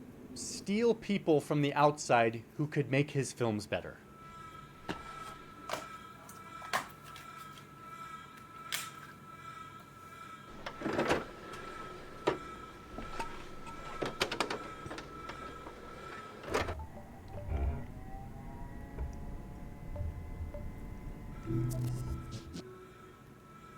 So it's the 1970s, and Choi Eun-hee is one of South Korea's most popular actresses. She had been married to this South Korean director, Shin Sang-ok, and they had recently divorced. But up north, Kim Jong-il is looking at these two as the potential solution to his problem. So he has his men go to Hong Kong and pose as businessmen, apparently interested in starting a production company with Choi. They lure her to Hong Kong for a meeting, and this is how she got grabbed off a beach at Repulse Bay. She gets sedated, thrown into the boat, and they take her back to North Korea, where they put her in a government building in Pyongyang. A few weeks later, her ex-husband, the director, Shin, goes to Hong Kong to look for her. He's in his car, and suddenly the car in front of him stops, blocking the road and forcing him to stop. A few men get out of the car, come back and open Shin's door, and put a nylon bag over his head. They tie a rope around his ankles, and they take him into their car. He too is now on his way to North Korea. Kim Jong-il greets Shin when he arrives to Pyongyang, and he explains what he's up to. He wants him and his actress ex-wife to make him propaganda movies. But Shin refuses. So Jong-il sends him to a labor camp for 5 years. Okay, so fast forward to 1983. Kim Jong-il decides that the two are finally enlightened, whatever that means, and he throws them a party and tells them that, yes, they're still prisoners, but they can make whatever movie they want. He even apparently, like, apologized and shifted the blame of, like, the whole labor camp thing to, like, other officials and said that he was too busy to notice how poorly they were being treated. Like, this guy sounds literally insane. They don't really have much choice here, so they get to work. And over the course of their years in captivity, they made 6 movies for their captor. One of the films that Shin directed became a classic. And this is the film I'm like most excited to show you. This is Pulgasari.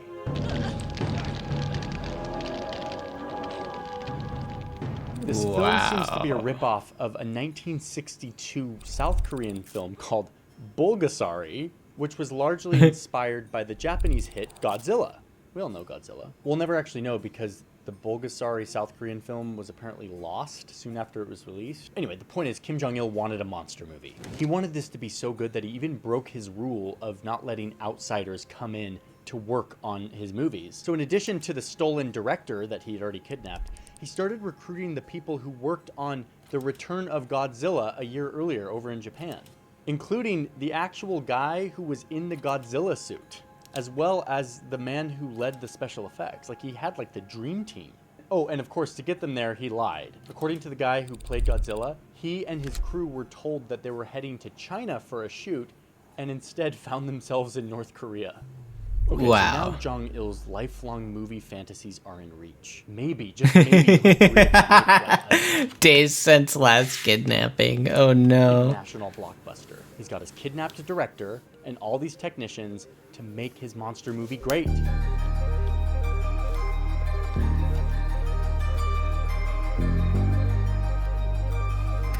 Yeah, no, this didn't work out. Kim Jong-il was still overseeing the whole thing, so the film still was like full-blown propaganda, employing all of the North Korean cinematic tricks that Jong-il laid out in his book. So of course you've got the requisite Juche self-reliance scene showing the villagers getting water from a well and farming. Gotta show that. Got the overarching plot that outside help, aka Pulgasari, does more harm than good. More on that in a second. And then there's the requisite female sacrifice when this blacksmith's daughter hides inside of a bell so that Pulgasari, who eats metal, will eat the bell and simultaneously eat her.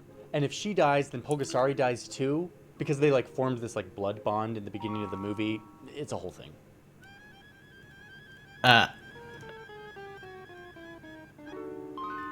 Anyway, Pulgasari himself is said to be a manifestation of capitalism in society. The farmers love him at first because he helps overthrow the king, all in the name of promising these people individual freedom. But then they find that they've created a monster who needs to feed on steel and iron to grow more and more powerful, and it gets out of control. So the farmers just keep feeding him with all their farming tools, but then they have no way to sustain themselves, so the only thing they can do is stop the beast from growing, which means killing him, meaning revolution. But, and this is where it gets really juicy, there's another way to interpret the film. Remember who's directing it. This kidnapped South Korean director. Some speculate that the director used the film to create an analogy for the tragedy of North Korea, where Kim Il-sung, who at first was helping liberate his people from oppression and occupation, turned power hungry, ended up starving the people, demanding their resources, using the revolution to feed only himself. Shin, the director, later said that the film was an anti-war, anti-authoritarian theme, so take it however you like. I mean, this film's wild. But in Kim Jong-il's eyes, this was a massive success. And Kim Jong-il was feeling good, and he let up a bit on Shin and Choi, allowing them to travel to Vienna for a film festival, where they could maybe meet a financing partner who could bankroll a new project, a North Korean film on Genghis Khan. But of course, when they got to Vienna, they found their way to the US Embassy and got asylum in the United States. Of course, Kim Jong-il was enraged when he found out about this. He actually went back and took Shin's name off of all the films that he had directed and ordered a nationwide mandate to discredit him. He called Shin a traitor, and his name has become unmentionable without punishment in North Korea. So yeah, that is the bonkers story of North Korean cinema. In 1994, Jong-il's dad died, and he eventually rose as the new supreme leader of North Korea. His love for movies continued to influence the form of North Korean propaganda. And they even started an international film festival in Pyongyang, and the only people on the invite list were like all the countries that North Korea vibed with, like Iran, Egypt, India, Vietnam, and China. Oh, but this wasn't just during the Cold War. The festival was still going up until the pandemic a few years ago. It's one of the few North Korean functions that actively seeks connection to the outside world. Kim Jong-il died in 2011, but his legacy in North Korean cinema remains super strong. One of the most recent films that we know about came out in 2016, and it's the same old ingredients. Female sacrifice, extreme nationalism, unwarranted praise for the current leader, Kim Jong-un, and of course, no shortage of spontaneous song breaks.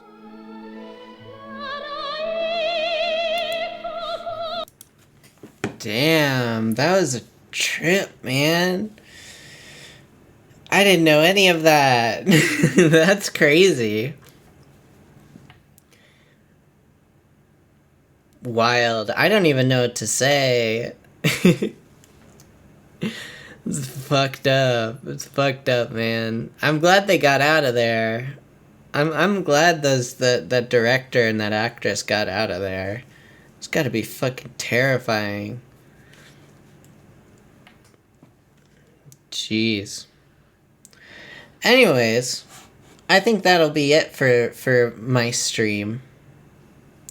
You got high on film. I think that'll be it for my stream. Thanks for hanging out with me. It was a little bit of a longer one, but it's easier to do longer streams when I start earlier. Funny how that works, huh?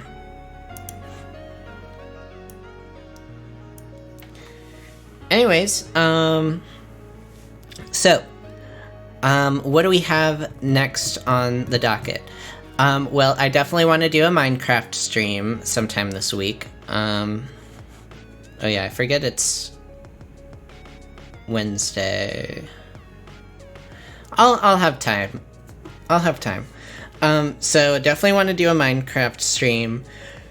I want to do a stream where I react to Reddit posts. So I was thinking maybe like, am I the asshole? I think that might be fun. I think that might be fun. Some reacting to Reddit stuff. And then,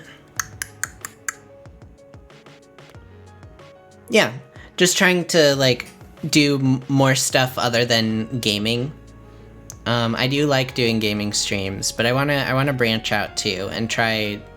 I just want to try a bunch of different formats and see what works. So yeah, that's my plan. We'll probably do a Reddit React stream at some point. We'll play some more Minecraft. I want to play some more Trombone Champ, definitely. And then I want to play Phasmophobia.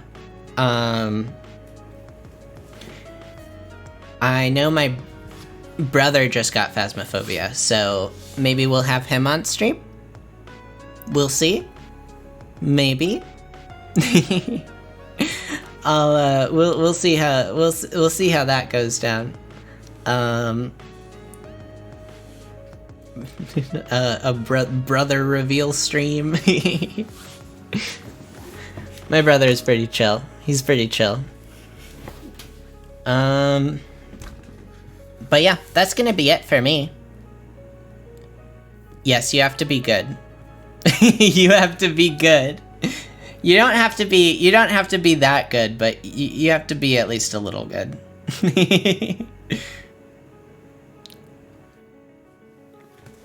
I mean, like, my brother knows me. He knows me.